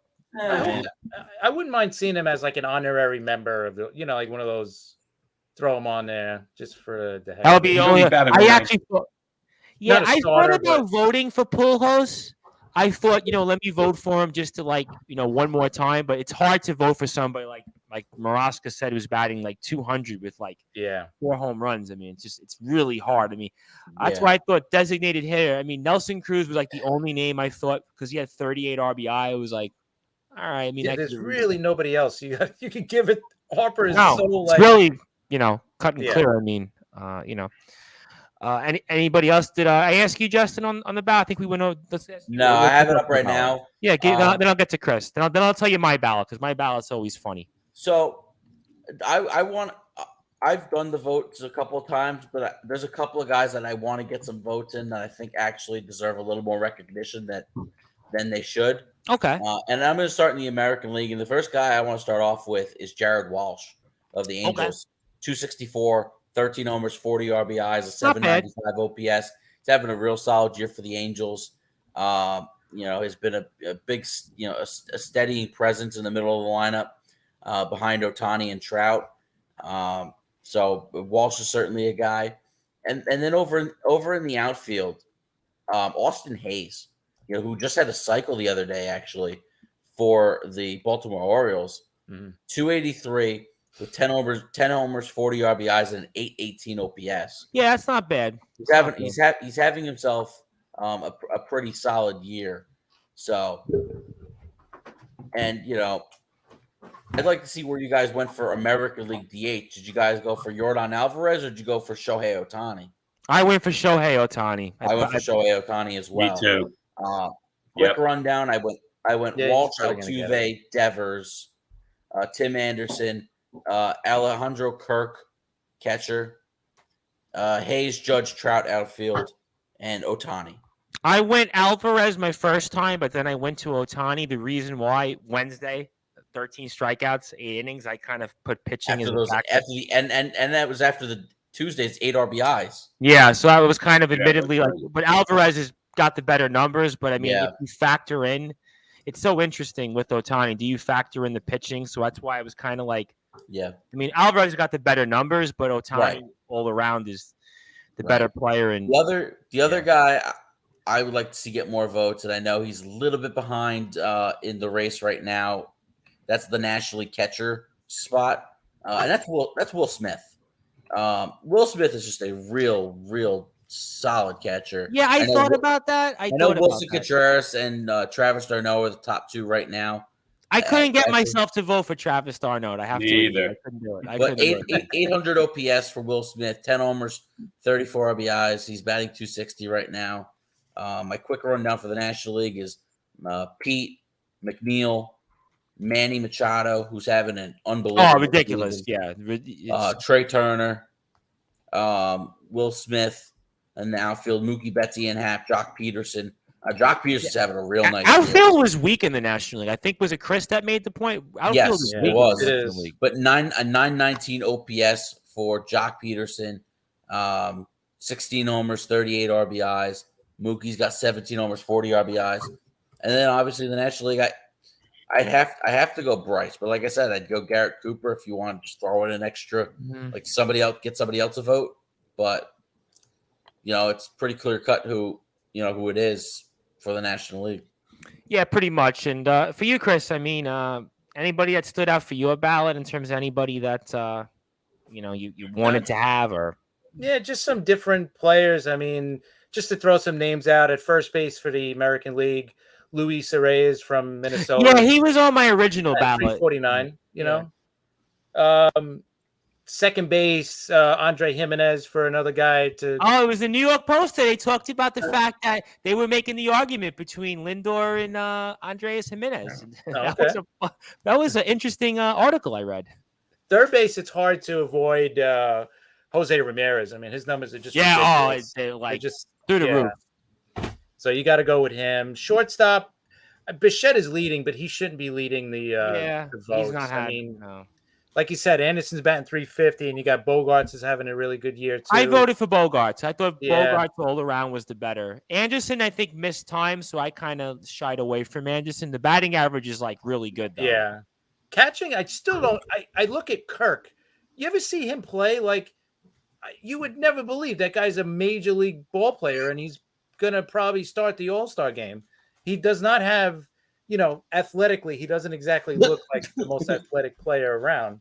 But, in the outfield, you guys hit it. I mean, I don't want to put in Stanton. That would be just I actually thought about it. I actually did think about it because my thinking, I thought about it. I won't lie. Catcher, like I said, Kirk and Trevino is probably going to be 1 and 2. Outfield, yeah, like I said, Judge, Trout. I mean, any logical baseball fan has 2 of their 3 spots being taken up by Aaron Judge and Mike Trout. So, I mean, you're really voting for one outfielder at this point. Judge and Trout are all-stars. You know who's having a decent year, too, is Schwarber. His average I is thought low. about him. He has 21 home runs now? Like 21? 40 ribbies. Yeah, I thought about him. I have to say, I won't lie, putting aside the partisanship, I actually thought about a couple of him. Reds. I'm sure one of them will make it because I guess one of them has to. Is Stevenson, the catcher, is having a really good year. Yep. And Farmer, too. He's having a solid year for a shortstop. Yep, he's having a good year. So I think one of them probably make it just because someone's – and Drury, too. Look at Drury's numbers at third. Former medal. Some pretty good numbers there for a bad team. But other than that, it's the same old like you guys. Yeah, I tried to be a little different. I'll give you my most recent ballot so people can kind of poke fun at. I did go with the brute force and Ty France at first base nationally with Pete Alonso. Although very close between Goldschmidt and Alonso. I mean, that could very well be 1 and 2 or 1-2. Goldschmidt's having an amazing year. He's very having a year that, it's going to be 1 and 2 in the MVP voting possibly. Andres Jimenez, I went for second base. Jeff McNeil, I went for second base. Third base, I went for Jose Ramirez. That's a guy that's right up there having a great year, keeping the Cleveland Guardians actually in the mix of things here. Machado, hard to go against Machado. Shortstop, I went Xander Bogaerts, Trey Turner, and for the Dodgers, again, just steady year. Outfield, I went Judge, Trout, and Kyle Tucker with Houston. I tried to do a little different. Kyle Tucker's been real good, yep. Yeah, I thought, let me try to reward somebody from Houston. Outfield, and nationally, I went with Mookie Betts, Charlie Blackmon, because Colorado, give somebody else a chance. Ian Happ. Catcher, I actually went a little off the board in the American League. Jonah Heim. I thought Jonah Heim's actually having a decent year for Texas. And then I kind of rewarded. Make it to the Rangers. Yeah, I kind of rewarded for whatever reason. If this is Yadier Molina's last year, I realize it's a throwaway vote, but I kind of just rewarded Yadier Molina because I thought about would I do it for Pujols, but it was too hard to ignore Harper's numbers. So that was kind of my thinking there. And then you could at least make a case at the catching position that the numbers aren't that great. Darno's got decent numbers. Contreras has decent numbers.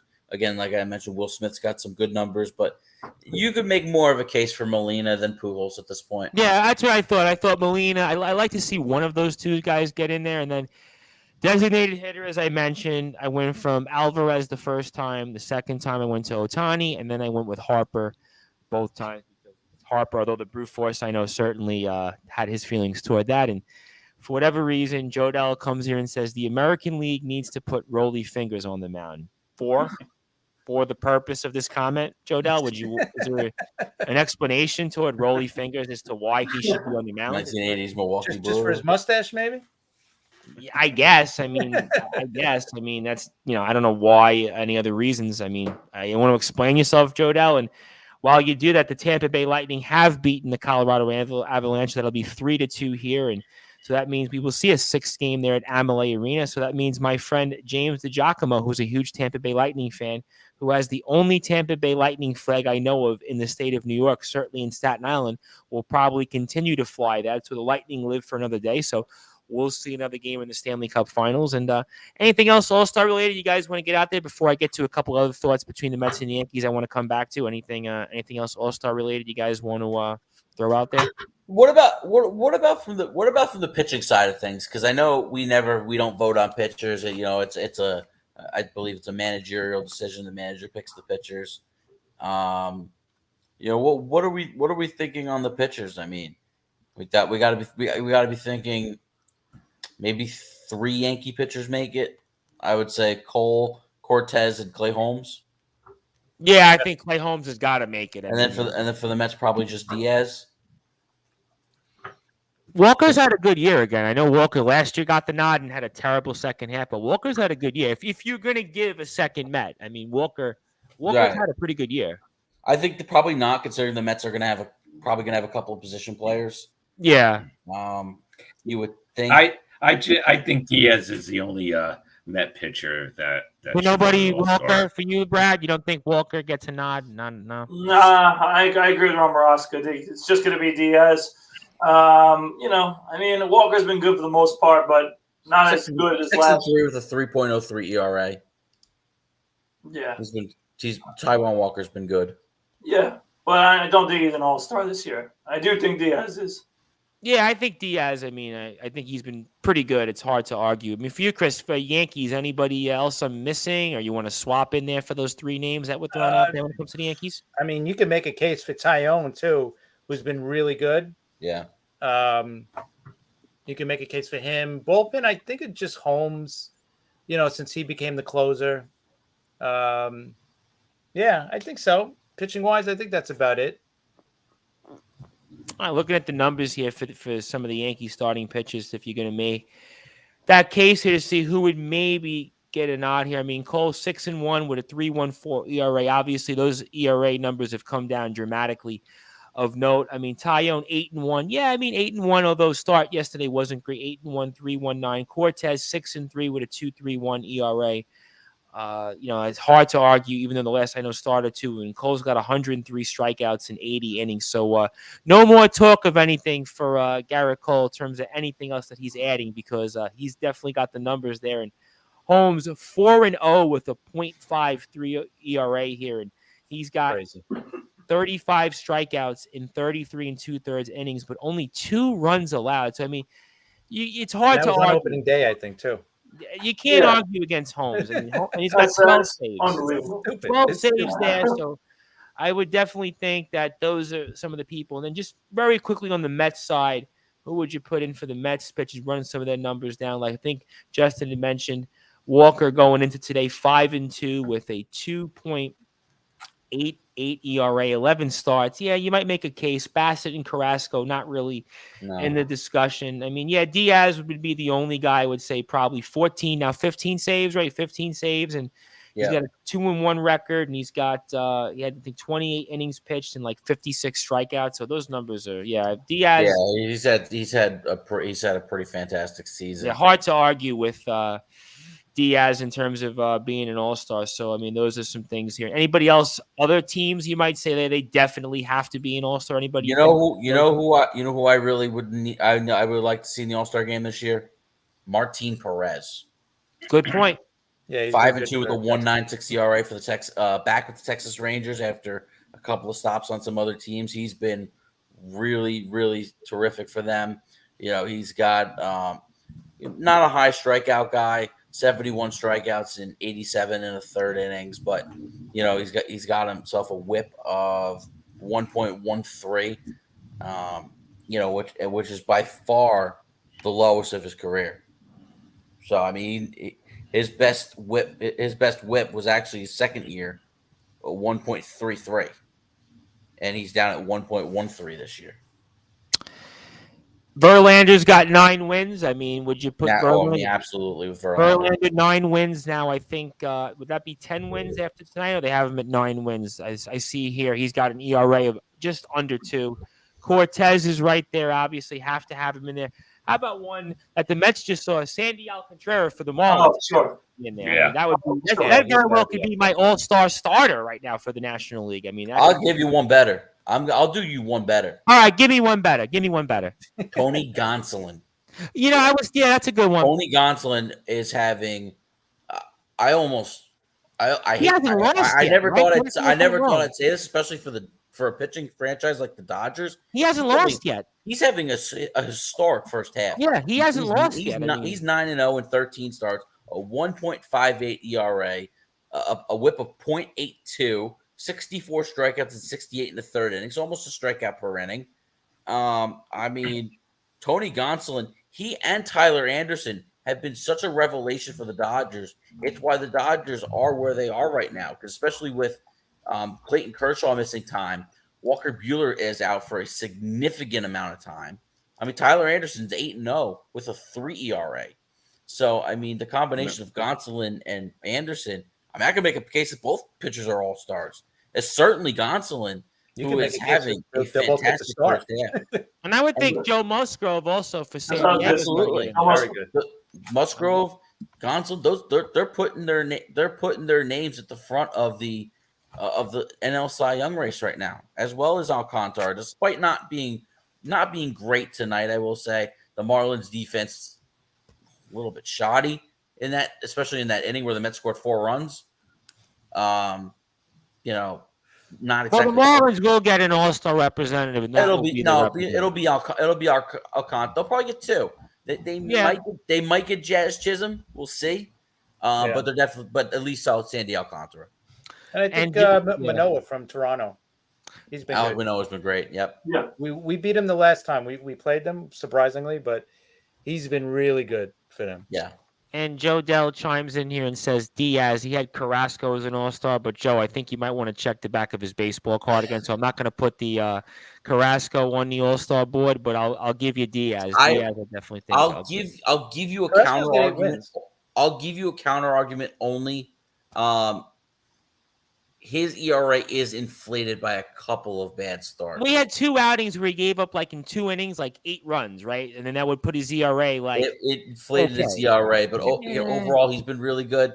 I would say, but I can't put a guy in an all-star game right now. Exactly. What I would say is he's been a godsend and a steady presence for the Met rotation with him and Walker, but. See, I would be okay with Walker getting consideration more than Carrasco because Walker has been pretty good. You will see. It's possible. I wouldn't say definite at all. Well, I think one thing before I move on to the Erin Judge and the whole arbitration thing, because I do want to get Chris's thoughts and some of the guys' thoughts on that here, is the Mets and Yankees for the first time in a long time should really be well represented in terms of a number of all-stars. I mean, the Yankees always have all-stars, but both teams, I mean, you could make a case that both teams could have at least 4 or 5 all-stars. I mean, the Mets, I think you've got a shot with Alonso. Certainly McNeil's got a shot. Lindor's got a shot, maybe. I mean, obviously Diaz would definitely have a shot. Then for the Yankees, I mean, Judge, I think definitely is going to get in the pitching. Clay Holmes is going to be in there for sure. Garrett Cole's probably going to be in there. Cortez. I mean, you could make a case maybe for Tyone also. And, I mean, you could have, 4 or 5 Yankees and Mets make the All-Star game. That don't happen too often. If you have that record-wise, these are the 2 best teams in baseball right now. Yeah. The Mets have the best record in the National League and a slightly higher winning percentage than the Astros, so they have the 2nd best record of baseball, and they're slightly higher than the Dodgers, who are 43-25, and then obviously the Yankees are 52-8 or 52-19 now. Hey, Tom. Yeah, go ahead, Rob. Jump in because I had a stat. Go ahead. Walker making the All-Star team makes me a little nervous after what happened last year. Yeah, and it's a valid point. I mean, because obviously last year he gets in there, replaces DeGrom, and obviously second half of last year he, collapses. So I mean, that's a fair point. I mean, I can't argue with that, but I mean, Yankees and Mets. The point is, they should definitely be well represented. I don't want to see just 1 or 2 Yankees, 1 or 2 Mets. And what was so fascinating? I heard a stat this morning that the teams that have scored the most runs in baseball, Yankees 1, Mets 2, but they've done it in so many different ways. I mean, the Yankees going into today had 117 home runs through 70 games, and the Mets had going into today's play with 71 games before today had hit only 66 home runs. So it's fascinating there. The Yankees have scored the amount of runs that they've had and the way they've done it, and the Mets have done it the way they've done it, but through kind of playing different ways. I mean, anybody have a thought on that? Kind of fascinating to me, I thought.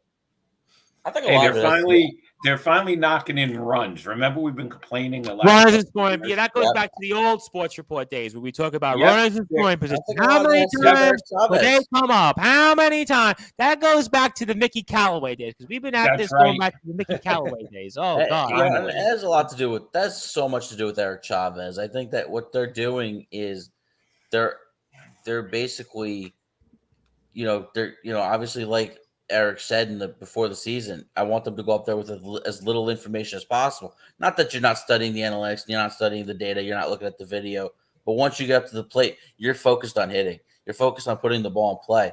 And the Mets are not one of the higher strikeout teams in the league. They put the ball in play. And the fact that the Mets are able to score runs in different ways, would I prefer a guy who could with some pop? Maybe that's what they do at I DH. feel like, because I they spoke to both have that. somebody this morning who stopped me in the street and he was running, and Jodell's got a comment, and I'll get to Jodell's comment in a second, but he stopped me in the street and he talks about the Mets and he goes, there's one problem with this Met team, and I'm thinking he's going to say the bullpen. I'm thinking he's going to say starting pitching without Scherzer and DeGrom. He says that the Met lineup only has one real thumper, and that's Alonso. Is that a That's problem true. for you? Is that a problem for the Met fans here? I'm going to get to the Yankees perspective in a second, but for the Met guys here, I got 3 Met guys and 1 Yankee guy, but for the Met guys, is that a problem? I wouldn't say it's a problem. What I would say is I think the Mets should look at this as a potential luxury. Go get a designated hitter type. I know it's within the division, but why not try and poach Nelson Cruz to be the DH? You read my mind. Nelson Cruz would be another guy. The one thing they don't really have is they don't have a guy who could hit for power behind Alonso. Now, right now, Jeff McNeil is the best constituted to hit behind Pete Alonso just because he's always putting the ball in play and he's always getting hits. But there's nobody you fear in that lineup other than Alonso. I mean, I know Lindor is getting a lot of pitches right now, but you don't fear Lindor. You don't fear anybody. You don't fear the home run. Well, that's awkward. You're cheering for a strikeout, but MLB Network is showing Austin Nola striking out against his brother Aaron Nola, Phillies and Padres. The Mets, the way their lineup is constructed, they really are able to kind of live with just the one power hitter. I would like to see them try to get a second to put in that DH spot because DH has been a black hole for them all season long. But I don't look at it as a true problem. I do think the bullpen right now, the starting rotation depth, I think those are things that need to be addressed. Well, I think the bullpen, I do think is a problem for the Mets. Bullpen has to be addressed. No questions asked. The bullpen definitely has to be addressed. And for whatever reason, Jodell says Starling Marte should go in for a courtesy inning for the All-Star game. I have no idea why that would be the case, but that's here nor there. But before I get to the Yankees, because I do want to come back and swing over to the Yankees, especially in the Erin Judge situation, because I heard a couple different things, and I want to get Chris's take on it, because obviously with the Talking Rivals, they do a lot of coverages. But for you, Brad and Rob Maraska, is that a problem for you that the Mets, they've scored all these runs, but there's no real power hitter other than Alonso? Is that a problem for you going later in the season? I like the idea of Cruz. I mean, I know he's in the same division, but Justin Trite, that would be some good protection.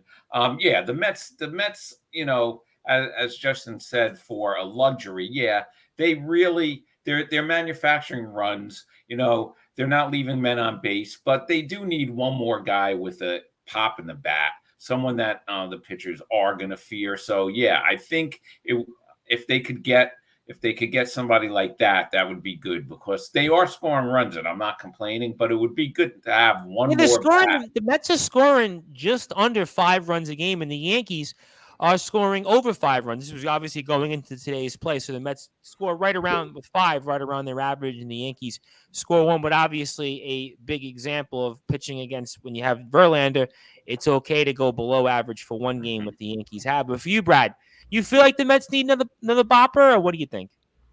So I'm gonna have an interesting take on this one because there's a part of me that agrees, but then there's a big part of me that really disagrees. Tell me why. I don't think so. Now, here's the reason why. Because as you said, with Chris's Yankees, I mean, they're scoring runs with their power and their home run ability. And listen, you also have to understand, right, where the Yankees play and what division they're in. Where we have the New York Mets, right? We play at Citi Field. The way that we're playing baseball is the way we need to play baseball. For too many years, right, the Mets have tried to overload with some power bats that tell guys to hit home runs, and it hasn't worked because of where we play.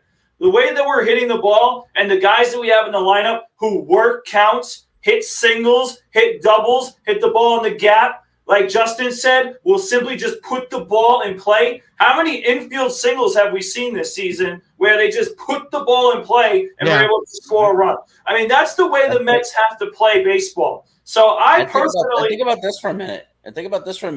I know that when he's in the lineup, I prefer Marte batting second behind Brandon Nimmo. But when Marte was out for a couple of days with the quad issue, Mark Cannon was batting second. And I think even one day Mark Cannon led off and Nimmo batted second.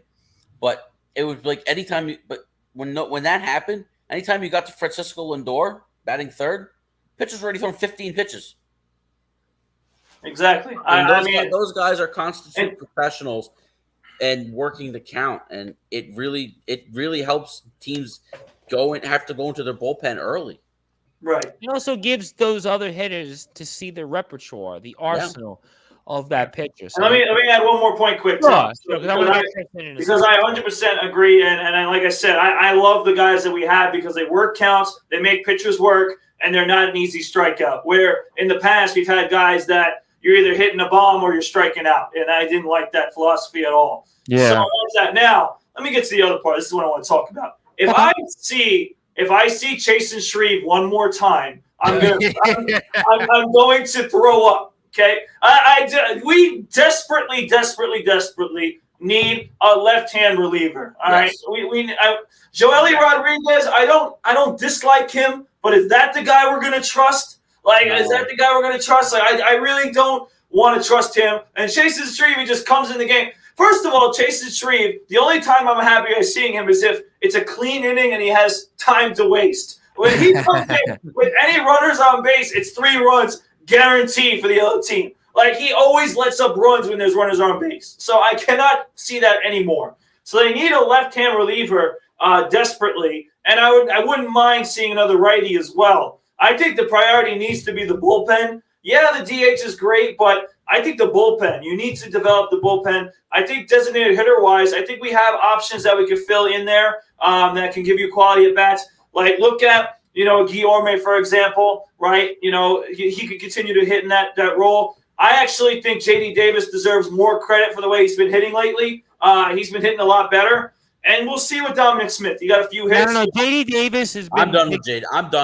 Davis. I got to be honest, the Brew Force. I was listening to talk radio throughout the overnight this week, and I think J.D. Davis was like the number one topic of people that they want to see off this team. J.D. Davis. I mean, it was like. I think that's a little harsh. I do think that he's been hitting. Foremost, you know what J.D. Davis's issue is? He can't even get his own name right. He's not even a J.D. His name's Jonathan Gregory Davis. So he's basically Jonathan Davis.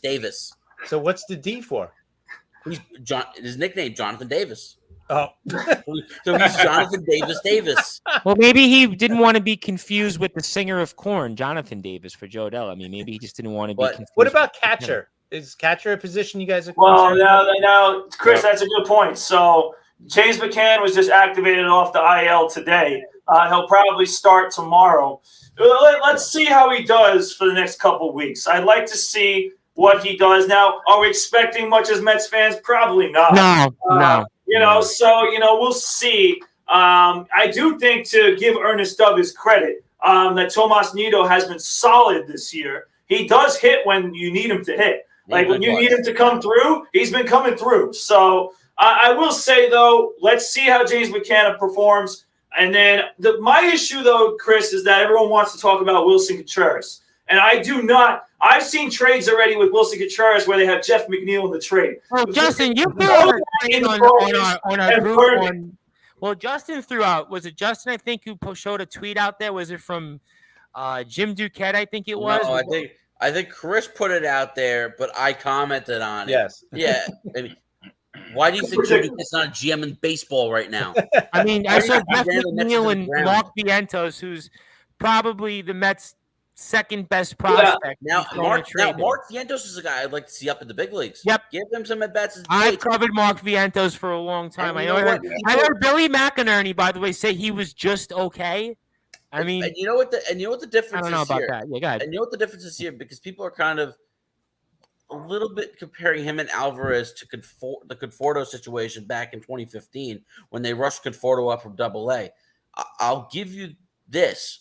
If they call up Mark Vientos, I don't think they're going to call up Alvarez this year. Let me first and foremost. I do think by mid-July they're going to promote him to AAA. He's going to get a bunch of AAA at bats, and we'll see if he can make the club out of spring training next year.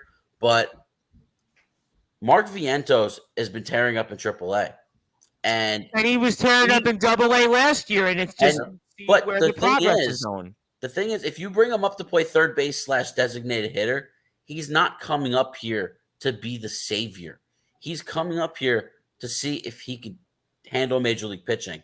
And with the lineup the way it is right now, this is a perfect time for Mark Vientos to come up, because there is zero pressure on him to perform. If he doesn't perform, okay, we'll bring you back we'll put you back in AAA. We'll get you more at bats. We'll see if you get a little more seasoning. Let's see if that will help develop you a little bit more. But there's no pressure for Mark Vientos to succeed. I think this is the perfect opportunity. All right, that's all because first of all, Eduardo Escobar is not cutting it. I'm sorry, Eduardo Escobar. Yeah, you know what, Escobar. Davis, I know he hit the home run in between. Yeah, he hit the home run in between like his 20 strikeouts every time there's a runner on base. I mean, so Escobar. What 8-1 the other day when he hit that home run? Yeah, exactly. So those are stuff that I don't take. By the way, I don't take much from Frank Fleming, Frank the Tank, because he's the most negative Met fan ever. But he's right. Easy out. What'd you say to Frank? I gotta ask, because obviously you saw Frank the Tank out there. I mean, did you speak with him? Would you what'd you say? He looked like he didn't want to be bothered. He didn't want to be bothered. Hey, we won that game, granted, but he just kind of looked like we tried to get him on the show. And you know what it is? Be great on him. You know what it is? Unfortunately, I was only on that train for one stop too. I was on the train from Metz Point to Woodside, so I could go back east to Long Island. Switch over, yeah. Unfortunately, when it comes to the big names, I mean, if it's wrestling, I can get them on. But if it's literally a big name, yeah, I know. But the wrestler, listen, if it's a wrestler, I can get them on. If it's somebody that's a big shot in the American sports, unfortunately, I can't get him here. But I want to get to Erin Judge in a second, but I'll get to Jodell's comments. Robert, clean, Duroc. I don't know. He's putting stupid inside jokes on. Okay, all right. So fair enough.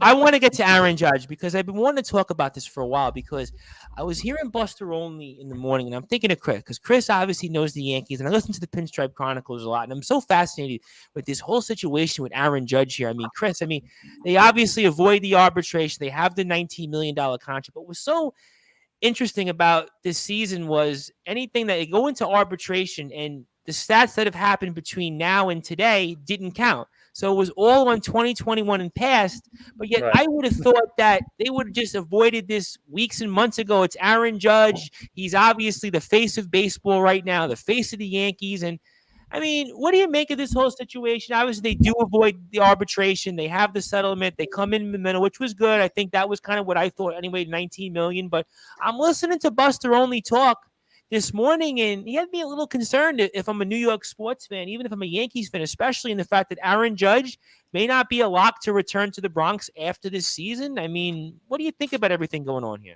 Oh, yeah, I don't think it's a lock. I thought today was – I think it's a good sign that they – that they didn't go to arbitration. I thought that was a good sign. But I think that there is a good chance that he doesn't sign, because listen, after this season, anybody could sign him. So a team like you guys could come in. I heard the Giants this morning. I heard the Giants, the Cubs. I heard Giants. I think it's I think Giants are the main one, because he comes from the area too. Yep. Giants going to have a lot of money to spend. It makes a lot of sense. But you know what? They're going to have other competitors, and the Yankees are not going to get into a bidding war with anybody. They're going to say, "Here's our price." I think they're going to go a little higher than what they offered him before the season started. But I don't think they're going to go to 9 years or 10 years. Like maybe San Fran might do that just to get him. So I would think with the Giants, they've been kind of lacking. I hate to say it, since Barry Bonds left there, that kind of big time slug. I mean, they've had Buster Posey, other good players, but they've been lacking that. They are lacking, absolutely. Like, look at their roster now. The last 2 years, who have they had where you're like, oh, they're I fear them. Yeah, not good. Yeah. So I think the Yankees are going to up their offer a little bit, maybe per year, but I don't think they're going to get into the 9 years or 8 years. They're at 7 years now. I think maybe they'll go to 8, but that's the most. So I think Buster Olney's point was, when it came to the Yankees, this is why it was so interesting, and I wanted to talk about it while we had a little while longer before we move on and get to closing thoughts, was that Erin Judge turns 31 by the start of next season. So if you sign him to, let's say, an 8-year contract, that would put him at 39. So the point that he made for the Yankee side of it was that you're concerned after, let's say, year 4, going into 5, 6, 7, and certainly 8, that you're getting a player that's on the receding end. He's on the downward slope, kind of like, again, Albert Pujols, certainly Miguel Cabrera, a number of contracts that are lit. Yeah, you can name them all. And unfortunate. But here's the thing, too, with sure. Judge compared to these other guys, he's got a body that we've never seen in baseball. So we don't know how it's going to age. It might age quicker than some of these guys. It may age slower than the other guys. So I think that's where the Yankees are a little worried too, because they've been, like we said, with the A-Rod contract, and we've seen the Pujols contract not age well. So now with Judge, you don't have anybody you could compare him to. There's not a 6'7", tight end playing center field in baseball, except for Judge. So you don't really have a player that you could compare him to and say, all right, he's probably going to age like him.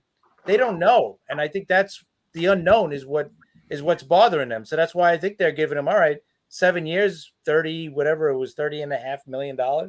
Maybe they'll go up to like 34, 35 a year. I don't know. But here's what Buster said, and I'll bring the guys in here for a second from the Mets side of it. But what obviously, because I'm in the wrestling business, quote unquote, obviously what we do on Sportswire Radio, and what was so fascinating, what Buster only said, as to why a team like the Giants might want to sign Aaron Judge. Well, look at his size, 6'7", 280 pounds, and a team like the Giants, for example, who we brought up, said, you know what, that's a team that could sell tickets with Aaron Judge. So I would think, if I'm the Yankees, because I'm in New York, right? I'm the Yankees, and obviously I have this pedigree. I know with Aaron Judge, even if his field numbers aren't what they are right now, it's going to be very tough to continue to keep this up year after year. No question about it. Right. But I would think, just in terms of him as the face, the brand, his larger-than-life image, I would maybe want to bite the bullet and do it.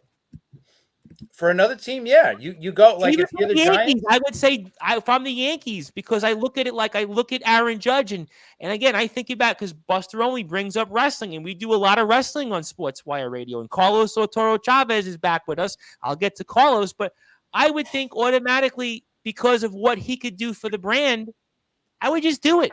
I don't know. I think with the Yankees, I think their mentality or their strategy or whatever you want to call it, they look at Judge as, okay, we're going to give him this much. This is what we think he's worth, right? If he wants to go somewhere else and get more, he can. Because guess what? We're going to get somebody else in that's going to replace him. Yeah. Like, we're the Yankees. They were hard. They played hardball with Derek Jeter with his last contract. I remember that. Yep. Right? So they don't care. They know that the fans come for the Yankees. They don't come for one player or two players. I know Judge is selling ridiculous amount of jerseys, but you know what? If he goes, and let's say they go out there and trade for, I'm just saying Juan Soto for an example, they bring him in, he's going to sell a bunch of jerseys. He's going to be the next superstar that plays for the Yankees. Yep. So I don't think they look at it as, oh, if we lose him, we're not going to sell as many jerseys. They're going to still sell them.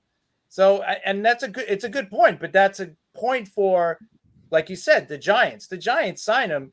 They could use him, to sell tickets and jerseys and all that, because they haven't had that big-time superstar, like you said. They've had Posey, but other than that, who have they really had out there? Yeah, offensively, I mean, the Giants. Crawford? Brendan Belt? I don't know. Yeah, those guys never feared. Nothing against them, but they're not. No. And let me get to Carlos Otoro Chavez. He's got 1,000 comments in here, so I want to get the guys in here. What's up, Carlos? We woke him up. He's here. He says Judge will be in California next season. He says Dodgers, Angels, I'm assuming, or Giants will sign him. He says Soto is on the Yankees' mind. Absolutely. Fans want Judge more than the Yankees team. What do you guys all think? I think everything he said there is 100% fair. Now, I will say the Angels could very well be a dark horse. Because they always spend. It's also not that he wants a winner. Didn't Ohtani say that he wants to see the Angels step it up because he's a free agent after next season? Am I wrong? He is, and he's looking at more. He's looking at more than what Judge is going to get. Right. Oh, absolutely. Yeah. And he's looking Judge at is staying in New York. What does that mean? Does that mean the crosstown team, John Gonzalez? He's staying with the Yankees. He says New York. What does It's that a mean? I think possibility. you know what though? I think the Mets have just too many priorities right now that I just don't think they could focus on Aaron Judge. You know, from Edwin Diaz to Brandon Nimmo to Don't you think they would the rotation. prioritize Judge Chris over Bassett, Nimmo? Carlos Carrasco, Jacob DeGrom. They could all be Well- free agents at the end of the year. You know, I think, and you know what? I'm going to call it right now. The Mets are giving Pete Alonso a big contract this offseason.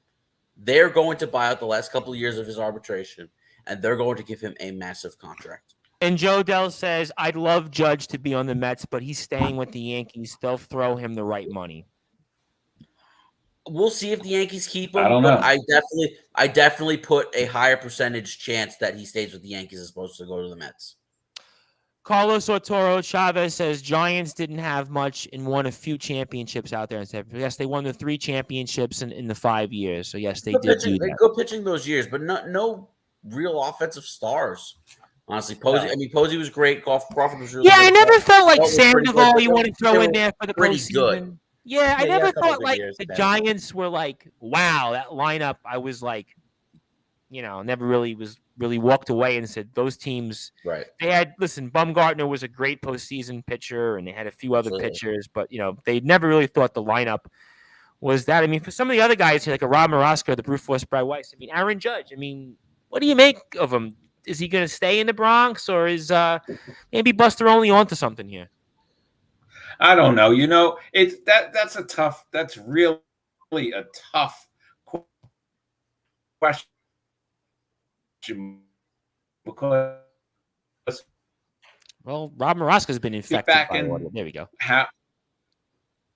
I'm having some problems with this with audio and stuff He's got now. the Brad but- Weiss internet connection. Justin, don't jinx it. I never have problems here. But anyway, I think that the back end of that contract is going to be horrible, and we don't know. He's injury prone. How do we know? He's having a great year this year. Yes. Yeah, I thought about that because this would be the 3rd out of 7 years that he's had like massive seasons, right? Obviously, the rookie season, just a special season. Then last year had an awesome season. And this year, obviously, could be better than both. So you would have 3 out of 7 years, right? 3 out of 7 years that were like super duper years. I mean, and Carlos Chavez has a very interesting comment here. We definitely woke people up here, I think, with the whole Mets and Yankees Judge talking. Carlos says, Mets signed Pete Alonso and let DeGrom walk. Anybody think that DeGrom walks? No shot. No.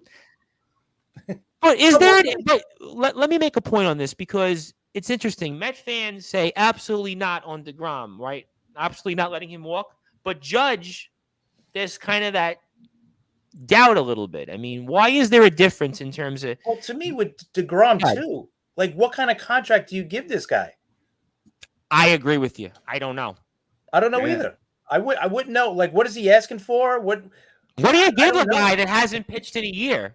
Right. What do you give this guy? He's the greatest. He's the best pitcher when he's healthy, but he can't stay healthy. Right. So He's I don't only know had you what give 2 him. seasons, I think, with 200 innings or more. I mean, What do you give him? A 3? And he's what, 34 now? He just Yep. turned 34 last week. I wouldn't know what to. I don't know what the parameters are of his contract. Like, what are you going to offer this guy? How much? How many years? see, Joe Della's point I is, think- yeah, go ahead. I think they're probably going to go 4 years. It takes him At to 40 30 million, right? 35 million or something. Yeah, I mean, you're looking at That's crazy. parameter That's four awful. for 160 probably seals the deal. I wouldn't. I really don't. I'm really intrigued about his contract more than anybody. The only reason What is he the gonna only get? reason why I don't have any hesitation about it is because he's been our guy. Like I'm not Yeah. signing a guy off of two Right. injury plagued seasons on another team for 160 million, but to guarantee that DeGrom retires a Met, I'd do it. I really would. And Jodell thinks that DeGrom will retire in blue and orange. And Carlos says that he would give him 3 years. And I guess, would it be 2 options or just 1 option? Just let me clarify that for Option me. for Carlos. option for the fourth or fourth and fifth. I wouldn't go to a 5th year. I love Jake, but I wouldn't go to a fifth year because that takes him to his 39th birthday. And I get it. He might have a little less miles on his arm because he was a shortstop in college at Stetson, but the last year's concerning. You got to be honest with yourself. The first year, this guy's always hurt.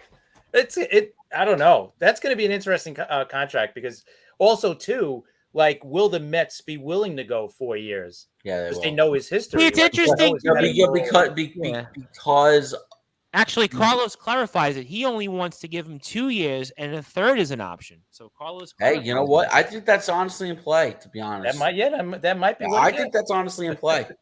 For you, Brad, what do you think on DeGrom? What are your thoughts on him? Yeah, well, I'm definitely having fun listening to you guys talk about him. But I'll say this. If they don't keep DeGrom, I'm going to be really pissed. And listen. Well, you haven't seen him, though, in a year. I don't care. Okay, tell me why. Personally, I don't care because I've seen him pitch for years before that. And if we remember correctly, he was the best pitcher in the major leagues, and it wasn't even close. So I agree. I personally think that, again, and I said this a while ago, and I'm still going to say it. Jacob DeGrom right now for Mets fans is the next Tom Seaver. I really believe it. I think that, that is not done yet. I think he still has good years. Yes, the injuries of recent have been concerning, but this guy's going to come back and he's going to dominate again, and I know it. So I think he deserves his money. He deserves to be a Met. And Steve Cohen's already said this. He's already said he's not going to let DeGrom go. So I think he means that much to Mets fans. And I think that, we want to see that number 48 retire as a Met and put his number next to Mike Piazza and everybody else, because he was that good of a pitcher for us. And not only that, he's a great representation of being a best player on a team as well. He's just a great I agree with that. No, I've always liked DeGrom. No, DeGrom. And the one thing I'll say, too, about injuries, I know we've had unfortunate injuries, but if you look at his pitching, like the way he pitches, like he doesn't have a bad, wind-up or anything like that where you're concerned. Like his wind-up is very simple. His mechanics are very simple. That's his song is Simple Man. He's a simple guy who is going to get the job done. And I'm just so confident in DeGrom that as Mets fans, I think we would really, really be disappointed. And I know that as a Mets fan himself, Steve Cohen, who has not let us down so far, will not let us down with this. Probably not.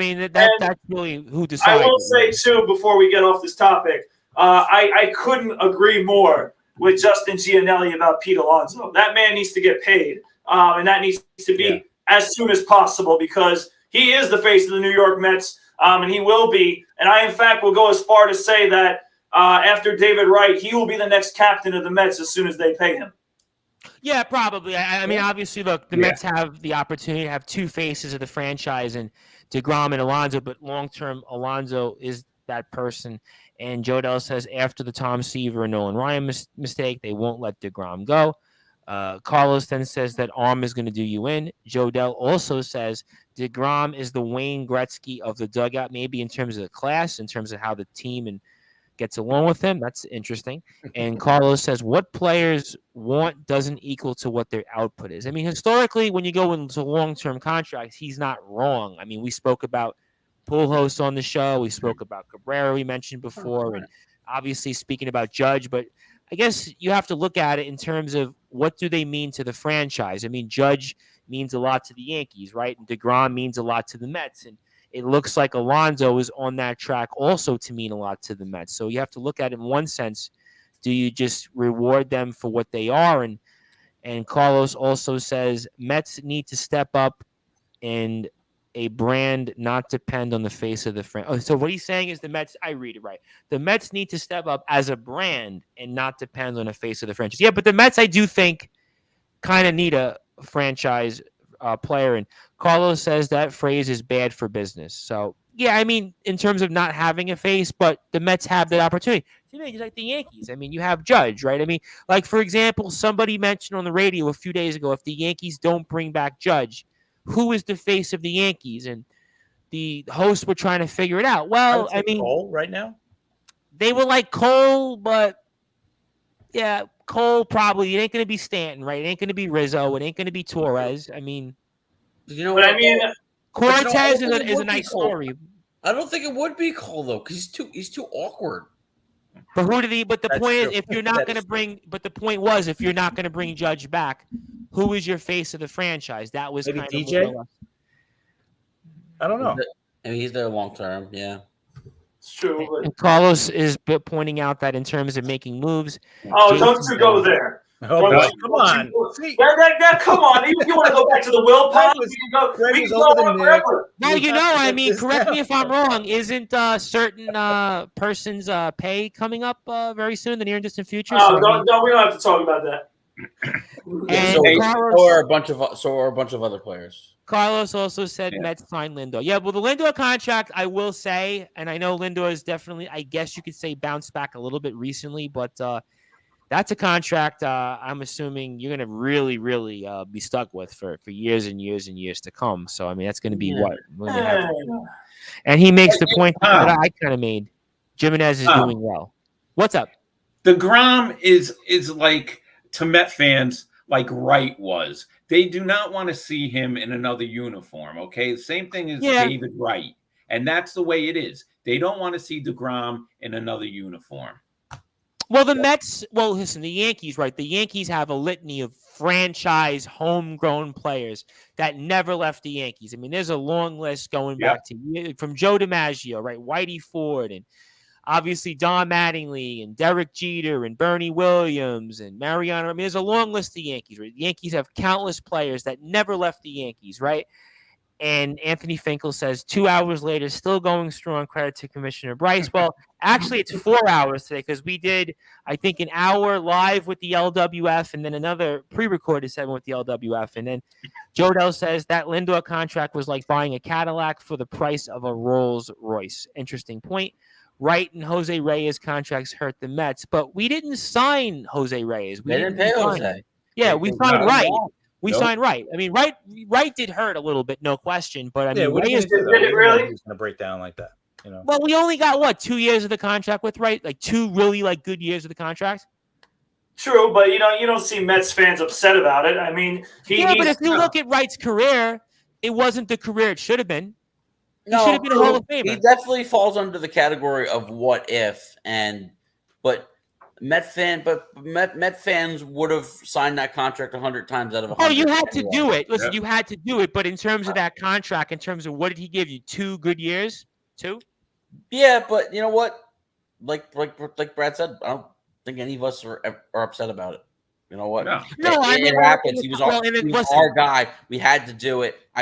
There's still no regrets about it. but in He the bled context, orange and blue. He but bled also orange in the and blue. context of it, right? That contract, in a lot of ways, compared to like all these big contracts we're talking about, Judge, right, and DeGrom potentially, and Ohtani and Trout, and all these players, right? The right contracts, it's really not that it's nothing, but in terms of what Right. the years and the salary per year really isn't that much compared to what these guys are all going to get. So, Right. I mean, it ain't the Right. worst contract in the world, but my point was is that before we move on and get to closing thoughts and such, it's 2, he had 2 really years. You say, you know what, that was the David Wright that I was kind of unfortunate. He basically missed 3 years due to injuries, and he never unfortunately really played much, and it was just unfortunate circumstances. But the Mets were correct on Reyes. I mean, the Mets let Reyes walk after he won the batting title, Yeah. Carlos. I'm sure you Yeah. that you might want to recheck. So Carlos then says the Mets business moves will change with Uncle Steve at the helm. Yeah, obviously. Thank Of you. course, everybody feels that way. Yeah, Absolutely. I mean, I think that's obviously the course. whole point here. That the Mets, it's a new day. And listen, the Mets and Yankees are competing for players. When was that really ever consistent in our lifetime? It's always the Yankees. Never. The Yankees were always competing with the Red Sox. They were competing with the Dodgers. They were competing with other teams. The Mets were never. I mean, occasionally the Mets rolled out the. Let's think about it, right? Right. Piazza was because of Doubleday, right? Doubleday Yes. wanted Piazza, right? Yep. I mean, Beltran was like they had to go kicking and screaming for Beltran and Martinez, right? Okay, they went with Bay. I mean, they did right, but the Mets never really historically did the big moves. I mean, the Yankees Right. did the big moves. The Mets never really did that. And John Gonzalez says here, John Gonzalez is funny before I get to more comments. Keep them coming. I guess people still want to hang out. Carlos Arturo Chavez II and Bobby Bonilla. Okay, John Gonzalez, what's the link here? Tell me what the link is between Carlos Arturo Chavez II and Bobby Bonilla here. Joe Dell says David Wright did come through in clutch situations, but not as many we were expecting. Yeah, that was the whole point. I mean, Wright injuries, unfortunately. That's a career, it's in some ways like comparable to Don Mattingly, maybe a little bit less of a career, but kind of comparable in that sense. And Carlos Arturo Chavez also says fans be very wary it won't go what you think. Well, I mean, listen, when you sign these guys, I mean, there's litany of contracts. Even goes back to, I remember when the Angels signed Mo Vaughn years back, when Mo Vaughn, basically that was a disaster of a kind. I mean, there's contracts, you can just go litany of contracts. I mean, Kevin Brown with the Dodgers. Kevin Brown was the first $100 million player, if I not recall correctly. I mean, he was with the Yankees for a while. I mean, there's thousands of contracts that you go back. Carl Pavano. I mean, there's a litany of contracts that's the way it goes. You make a gamble, you make a decision. I mean, unfortunately, that's kind of, how it goes in sports and baseball. I mean, look at the Anthony Rendon situation. Oh God. Oh my God. So bad. I mean, that's good. Oh my God, what was that? Julio Rodriguez of the Mariners. Rendon came to mind because of the Angels are on MLB Network, and Trout hit a laser that the center fielder misjudged. And Carlos chimes in here and says Reyes was signed 2 seasons more than he needed to be as a Met, but he came back the second time. It was like no money involved. He was like a part player. Yeah, go ahead, Brad. Jump in for me. I want to see what Carlos says to this. All right, I want to see because he's talking about Jose Reyes. What was his feelings on the Yoenis Cespedes situation? Because that was interesting. That was another interesting one. I was thinking about Yoenis Cespedes, by the way, the other day. I was like, what happened to Yoenis Cespedes? I was kind of like, what happened? What team has his brother? Yeah, his brother is coming up, isn't he? Yeah, I forgot what team. Cespedes is riding a horse right now. That's what he's. Carlos, by the way, says Cespedes was a hitter.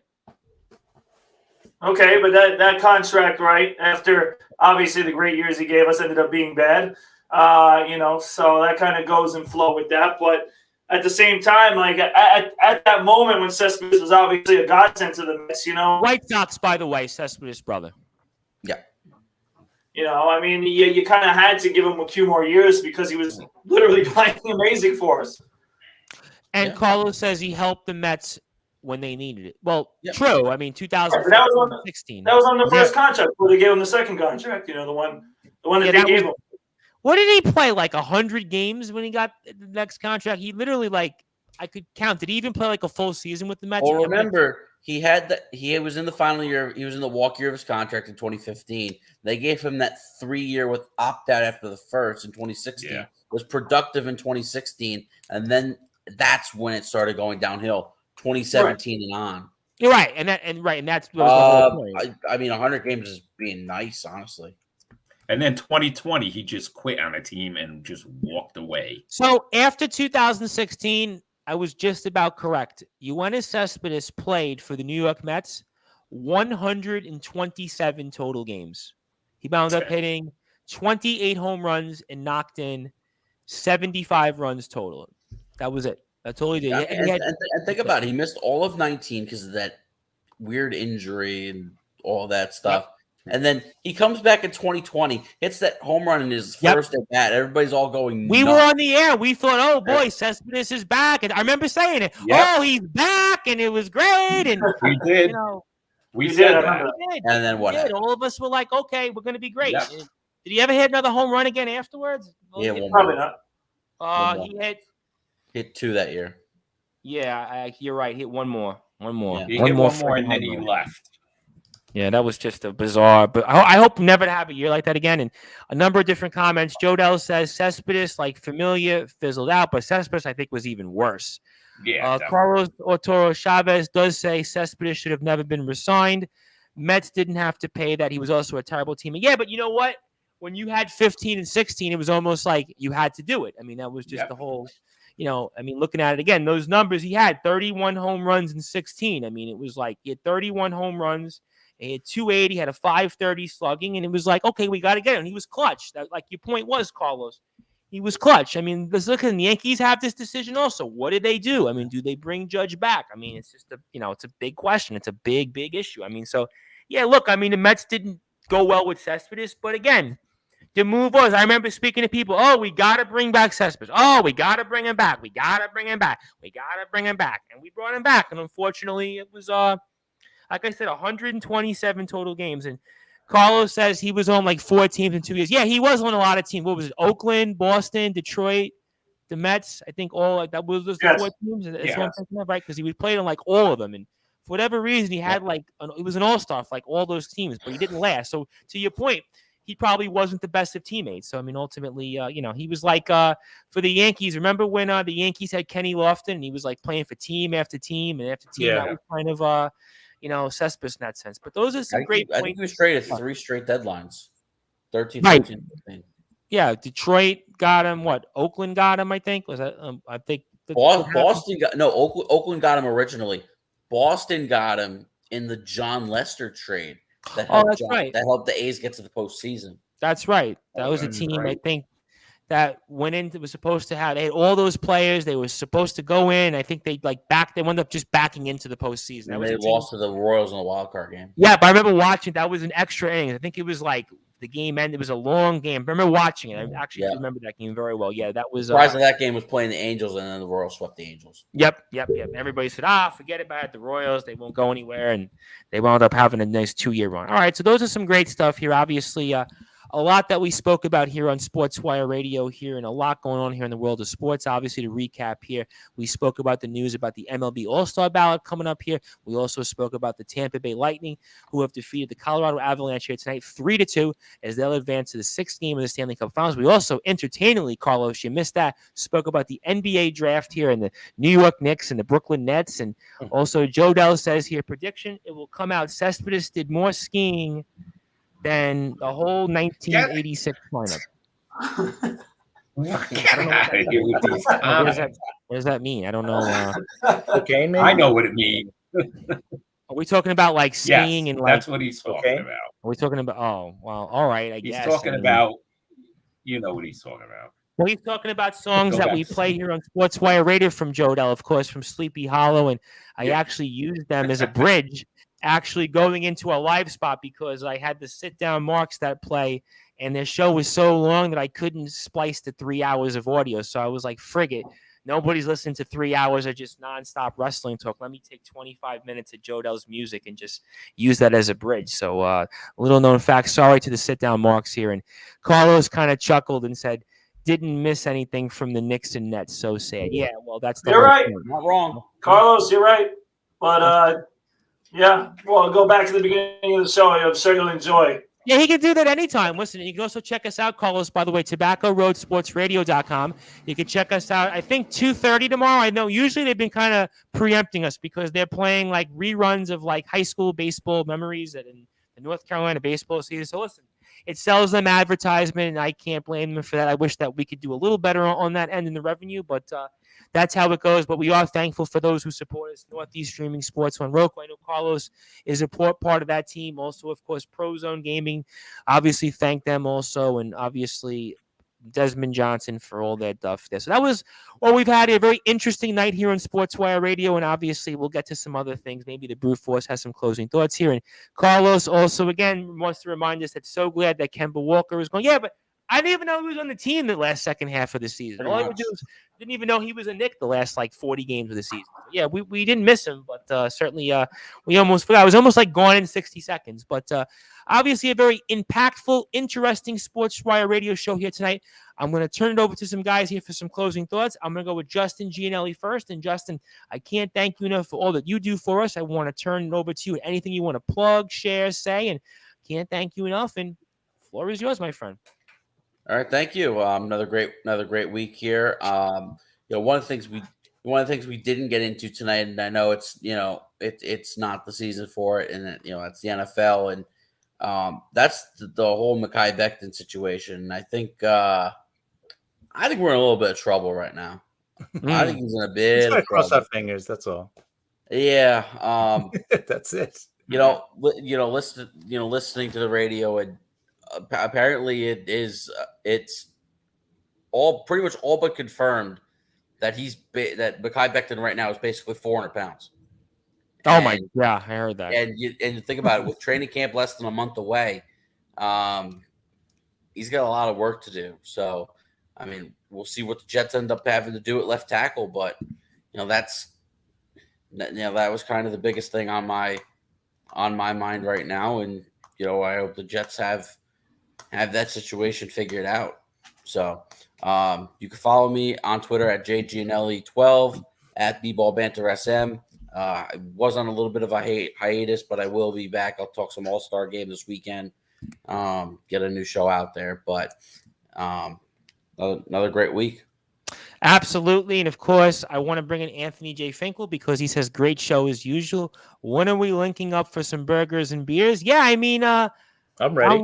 I'm waiting for the Blue Force. I mean, maybe tomorrow night. Is anybody doing anything tomorrow evening? Anybody? That was quick. It's going to be a nice day tomorrow. All right. So maybe Anthony J. Finkel, if you're around, the All-American Burger, maybe tomorrow evening. I guess if that's up all right by you, Anthony J. Finkel. So maybe that's something. I'll wait for the Brute Force to confirm. But I know I had a couple of people reach out. So maybe tomorrow evening. And I had Lisa M. Schaefer, who I don't know who that is. So I'm assuming that's kind of like what you'd put in the, I don't know. You want to explain yourself, but that's fine. And also with the Brute Force back in Vegas, got New York teams pinned 6 games next season. Yeah, I think I did hear something like that. Yeah. That was a good point. So, all right, all good stuff. Let me go to Rob Maraska. Obviously, Mr. Maraska, great to have you. Anthony Finkel says, I'll drive us to Long Island. Yeah, I think that's something that the Brute Force, if you're around tomorrow, actually, I'm going to just break it before I get to Rob Maraska. Tomorrow evening, what are you doing? Tomorrow evening is pretty free. I'll talk more about it in my closing thoughts. I'll be at level up. That's a great segue. That means Anthony Finkel actually has to stay with us the last 5 or 10 minutes to find out your announcement. Excellent promoting the Brute Force. That's excellent job. Make sure we got another listener for that. So excellent job, the Brute Force. So Rob Maraska, I turn it over to you, my friend. Anything you want to share and plug? I can't thank you enough. Obviously, our longest tenured analyst here on the Sports Report. So fire away, my friend, and thank you for all you do. Yeah, thanks. It's another fun show, another great show, guys. I'm going to have another contest coming up probably right after the All-Star game. I'll have more info. Late July, guys. When the time comes, but it's going to be a really good one. So I'll have more info right after the All-Star break. And you could reach me on Twitter at @rmaraska. And on, Facebook at Rob Maraska. Yes, Facebook has been very good for us. We actually had a few shows from different things we did. I got about 1,000 listeners just on Facebook, not even counting everything else. So Facebook, we've gained a lot of new friends on Sportswire Radio. So if you want to follow us on Facebook at Sportswire Radio, I think we have just about 400 followers now on Facebook. Nice. So it's definitely going up. So we're doing well with that. Also, Sports Report X at Sports Report X on Facebook. So if you're on Facebook, definitely give us a follow. And, of course, sportnarium.com/play. We play a number of great shows like the Baseball Banner, Talking Rivals, Liftoff Jets. And, Chris, I turn it over to you, my friend. Anything you want to plug, share, say? And I can't thank you enough. And maybe it could be a possible meeting tomorrow night. But I'll save that for the Brute Force's closing thoughts and fire away. Thanks, Tom. Thank you for everything you do. Great show, guys, as always. Love doing it with you guys. Last week we did on the Liftoff Jets, we interviewed DJ, the former Jet beat writer from the Daily News. He's leaving now, so I listened to it. Yep, I listened. He didn't want to tell us where he's going. He's not allowed to yet. I don't know what that means. I don't know. Finally, somebody respectable from the Daily News. Well, I can tell you, if you're asking me how the protocols will work, they know where they're going. There's usually what's called, they sign an NDA when they do these contracts. So they're given usually, depending on what they are, they probably have between 14 and even as far as 60 days to where they can't announce where they're going. So he says he's not allowed to. Yeah. He said until they announce it. Yep. It's usually.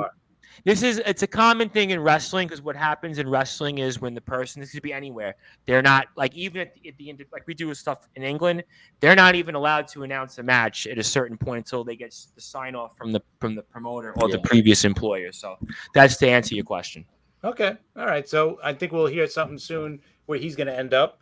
But Yeah, it was a good conversation. He kind of gave us an insight into how he got to where he was and get to covering the Jets and all that. And he also gave us some insight on the Jets too, like his thoughts on the team.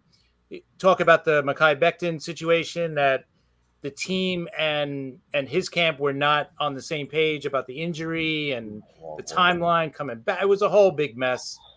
I don't know, but like we were saying before, I'm just crossing my fingers. I'm hoping that he gets back into camp in somewhat decent shape, and then by the time the season starts, he's in good shape. So anyway, yeah, we're going to continue previewing the Jets roster coming up on Liftoff Jets, at Liftoff Jets, on Twitter. And on Talking Rivals, we'll be back on probably Monday. Talking about the Yankees, Red Sox. Red Sox getting hot. They're right back in it. We now. spoke about it at the beginning of the show. I said the Red Sox have won over 70% of their games in the month of June. They're right there. And I even joked with Patrick earlier today. I was like, imagine before the season started thinking that the end of June you would be playing a big game against the Indians of all teams, but the Indians are still in the Guardians now. I have to remember. Sorry. Sorry. Well, Brad, remember, Brad, to make you feel better, in 2020 when we were doing just the podcast before we came onto the radio, Brad kept calling them the Redskins the entire year. He still kept calling them the Redskins, so don't feel bad. And now we're on the next name for them. So right, yep. Yeah, I'm not going to get used to Commanders. I was starting to get used to the football team. I actually like that. Yeah, I kind of like the football team. There was something about that. I did kind of like it. It had a nice ring to it. So yeah, that's about it. Follow me at CP7NY, at Talking Rivals, at Liftoff Jets, and we'll see you guys soon. All right. All great stuff. And, of course, I always enjoy the Talking Rivals. I always enjoy the Liftoff Jets. In fact, I enjoy them so much, I always try to program them sometimes twice a day on Sportswire Radio. So love what you do. Obviously, Sharman does a phenomenal job. Love everything Sharman does for us. I can't wait for Sharman to come back during the football season. So thank you, Sharman, for all you do. And certainly, I can't say it was the best for last, but I can always say it's the biggest for last, and it was the Brute Force Brad Weiss here with some, I'm sure, interesting closing thoughts, maybe a segue for tomorrow night. Anthony J. Finkel, obviously, you might want to stay up with us for that. So you know the drill, my friend, the Brute Force. Fire away. Maybe tell us some SJC-related Summer League scores if you have any of those and anything else, and fire away. And I know I have some closing thoughts on the recruiting class, so you are first. Yeah, absolutely. So thank you, Tom, Chris, Justin, Rob, for another great week of the Sports Report here on Sportswire Radio. Thank you to everybody supporting and listening. There's many, including many of my current and future potential players. We actually had a JV workout last night, and they were all asking me about what I was going to say on the NBA draft. So they are watching and listening. So I do appreciate that for all their great support. If you want to find out more with what I'm doing, including my best New York Knicks rants, which is on my Instagram. You can follow me at bweiss20.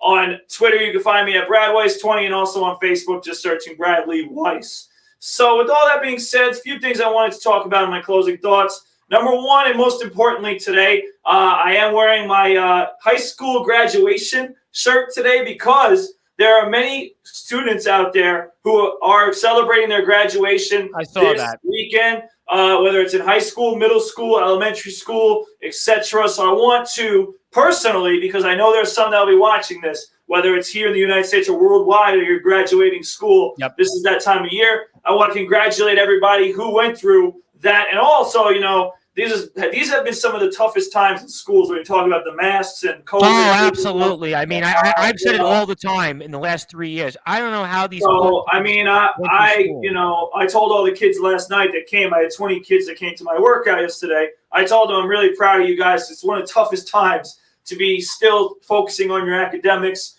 your sports, and also everything that's going on with COVID. So I congratulate them, and I want to make sure I congratulate everybody worldwide who graduated this past weekend, whatever grade that they were in. So I want to make sure I did that, number one. Number two, and this one probably should have been number one, but I'll say number two. All right, tomorrow, and which is now today, June 25th, marks my sister's 22nd birthday. So I want to wish my sister, Rachel Weiss, a.k.a. the Strong Force, All right, a happy birthday I today. haven't heard from your sister in a while. I forgot that she was the streets. She's a busy beaver, I'll I tell you know that. she's got like 1 million followers. I see it. Yeah, she's busy. So she's been running around. She's going to be celebrating her birthday. We're going to have a nice breakfast this morning. And then she's going to go out with her friends in the evening, which will mean that I will be available for our great, hopeful Tom Bryce coming to Long Island. Anthony Finkel, he came last week, and Anthony Finkel said, we'll go together. So Anthony Finkel. Hey, listen, I'd love to meet some Anthony Finkel as well. So he's an interesting guy. You definitely like him. He spoke quite a bit about you, actually. Yeah, so over at the All-American here on Long Island, hopefully we get that done tonight now because it's Saturday. So I'm looking forward to that. I'm also looking forward to Tuesday night, which I'll refer to because our Level Up Men's League team this past week, they tried to put a professional ABA team into our men's league to try to I know the ABA, the semi-pro league. Yep, I know the ABA. Yeah, so they tried to put a semi-pro league in our summer league against us because we're undefeated. We won the last 2 championships, and they were nothing for us. We did go to overtime, but we got the win. Our Level Up coaches are just absolutely unbelievable. Jesse Winter, Trevor Stark, Jarrell Harris. Brian Hutchinson. The whole crew just had a great game. We got the big win against an ABA team the other night. And this week, as I was referring to on Tuesday, we're playing Matt Hurd, Ryan McNeely, Nick Nemekis, amongst many of the other players with the Golden Eagles this Tuesday coming up. So I'm really excited for that, as well as I'll be playing with now Drew University coach Mike McSloy on Wednesday night, as well as Billy Heenan. So busy week next week. This Saturday, today, also marks our Level Up summer tryouts. So if you're interested, if you're a player who wants to play on a basketball team this summer, we got tryouts this weekend. You can follow us at LevelUp_LI. We're definitely going to have some fun with that. But with all that being said, I cannot wait to possibly see many of our Sportzwire radio team over at the All-American Burger to get to meet you guys in person. And soon enough at a Mets game because Chris Pizzea got the experience today with Apple TV, and we got Peacock on Sunday. All right, I'd rather be at the game than watch it on these damn platforms. I'm sick and tired of not hearing SNY. So we need to get to a game soon. I'm excited for it, and it's just been great. And another great week of the show. I'm just happy I just came out of it with my voice because I definitely did a lot of screaming. I know the feeling. This week, I was on so many different times that I've actually had to turn people away. I'm like, I have to start going back to work soon and getting work. I've had so many people say, "Hey, can we do an interview? Can we do a segment?" I'm like, "Yeah, I'll try. I'll try to fit you in, but I have to, make a living, and I have, But that's why I know the feeling, the Brew Force. I certainly appreciate all those great things. And obviously, again, if you like what you hear from the Brew Force, definitely give him a follow. BWeiss20 on Instagram, BradWeiss20 on Twitter, also Bradley Weiss on Facebook. And for those who are on Snapchat, he's on there also. And I want to also congratulate now the SJ LI_M B-ball team because we have some new recruits, and I promised Coach Gordieso that I would mention those names. The first one is Mike Welton. Mike is here from St. John the Baptist High School. Really, really excited about Mike and what he brings to the table. So can't wait to see out there in the court. Also, Justin Turner. Also, Justin's another guy from the recruiting class, also from Eastport South Manor High School. So really excited. Got to see some of his clips on Instagram, and he's going to be another guy that's going to compete for some minutes. Also got a couple of transfer players in there, which I'm also excited about. Also from Pace University. I know Pace University. I know this guy, Liam Shee, because we've covered Pace University in the past because their coach over there has actually been on the Sports Report here in the past. So I know Pace University very well. We're talking about Pace University in Westchester County, I believe. So looking forward to seeing Liam Shee on the court also. So that was Matt Healing, who is the head coach over there at Pace University. Also very, very good friend of Coach McSloy's and Coach Gordieso's, and also Xavier Allen from Lander University. So excited to see Xavier. We've seen him in action playing before, so he'll be another guy that I think will do nicely, fit into some different roles for some guys that'll not be with us. And also have one more recruit I know we'll announce on Monday. So if you like what you hear from the men's basketball team, you can now follow them with SJLI_M B-ball. Also, again, congratulations to Coach Cortieso, who, by the way, is to be joining us tomorrow night. So Coach Jason Correct. Cortieso is apparently, he has messaged me, and he will be there tomorrow night. So I look forward to hearing from Coach. And Coach showed me, I think he had a picture. Was it the LSU football coach or the LSU basketball coach? I'm probably not allowed to say this. Yeah. LSU's football coach. I figured that, yeah. Yeah, and my first thought was, wow, Coach Cortieso goes to the gym. That was my first thought. I was like, shoot, I didn't realize he goes to the gym. I was like, man, I'm really behind. But obviously, thanks Coach Cortieso for all of his support. He was messaging me all throughout the week, so I look forward to that. Also, maybe Jason Facini will be out there. I'll have to message Coach because he lives not too far from Massapequa. I'll see what he's doing, but. Obviously, if you are on sportnarium.com/player, in about 10 minutes or so, you'll get the sit-down mark. So if you want some wrestling talk, that'll take you through the wee hours. You can do that. Also want to thank everybody on Facebook, YouTube, LinkedIn, also Instagram. I want to thank my guys here, Chris Pizzea of the Liftoff Jets and the Talking Rival Show. Chris, hopefully looking forward to meeting you tomorrow. Justin Gianelli of the Baseball Banter Show. Rob Maraska with some new facial hair, obviously digging the look there. The Brute Force Brad Weiss, who we'll see once again. And of course, again, if you like what you hear from us on Facebook at Sportswire Radio, and thank you. I also want to thank Randy Dillon for coming in with us. I spoke with Randy just before, so thank you, Randy, for your support. Also, we'll be back here Sunday night. We'll be back with more coverage of nonstop action wrestling with the lawman Kyle Kennedy. He's got a lot to say, and of course, Supersonic Sammy Blue. So thank you to everybody out there in England that has supported us. I mean, just unbelievable support. So I really am very grateful and humbled that they continue to like our brand. They also tell me they listen to some of you guys' shows out there, so I appreciate it. We'll also have a DJ tomorrow afternoon, evening hour time, I think 3:30 to 6 o'clock, Thomas Clark. So 3:30 Eastern time, 8:30 to 11 o'clock UK time. Also, thank our DJ Dale. I think 80 is finally coming back this weekend. So we are playing music. We like to mix it up here on Sportswire Radio. So I want to thank everybody here for listening to tonight's show. I want to thank everybody that is tuned in, all of our people also from the Sports Authorities group. I want to thank also the Tobacco Road Sports Radio one more time, also Desmond Johnson. I also want to thank Linda McGrath over at Northeast Streaming Sports. They're working on a couple of different things. I've been in contact with them. Might see some big changes over there at the page. They're working on maybe some sponsorship. We'll see if that'll help us. It's coming close. They're getting closer. So it seems like we've done a good job in helping them. And also want to thank everybody here from Prozone Gaming Division. We've had some great talks, and hopefully they will help us. It seems like so far they have. So I want to thank everybody here for listening tonight on Sportswire Radio, the #1 global radio station with the Brute Force Brad Weiss, Rob Maraska, Justin Gianelli, Chris Pizzea. Hope to see everybody tomorrow night here, or tonight, as the Brute Force said, here on Long Island. I look forward to meeting you all, and we'll be back for sure Friday with the rest of the week here on Sportswire Radio. Thank you again. Have a great night. Stay safe, stay well, and enjoy your weekend.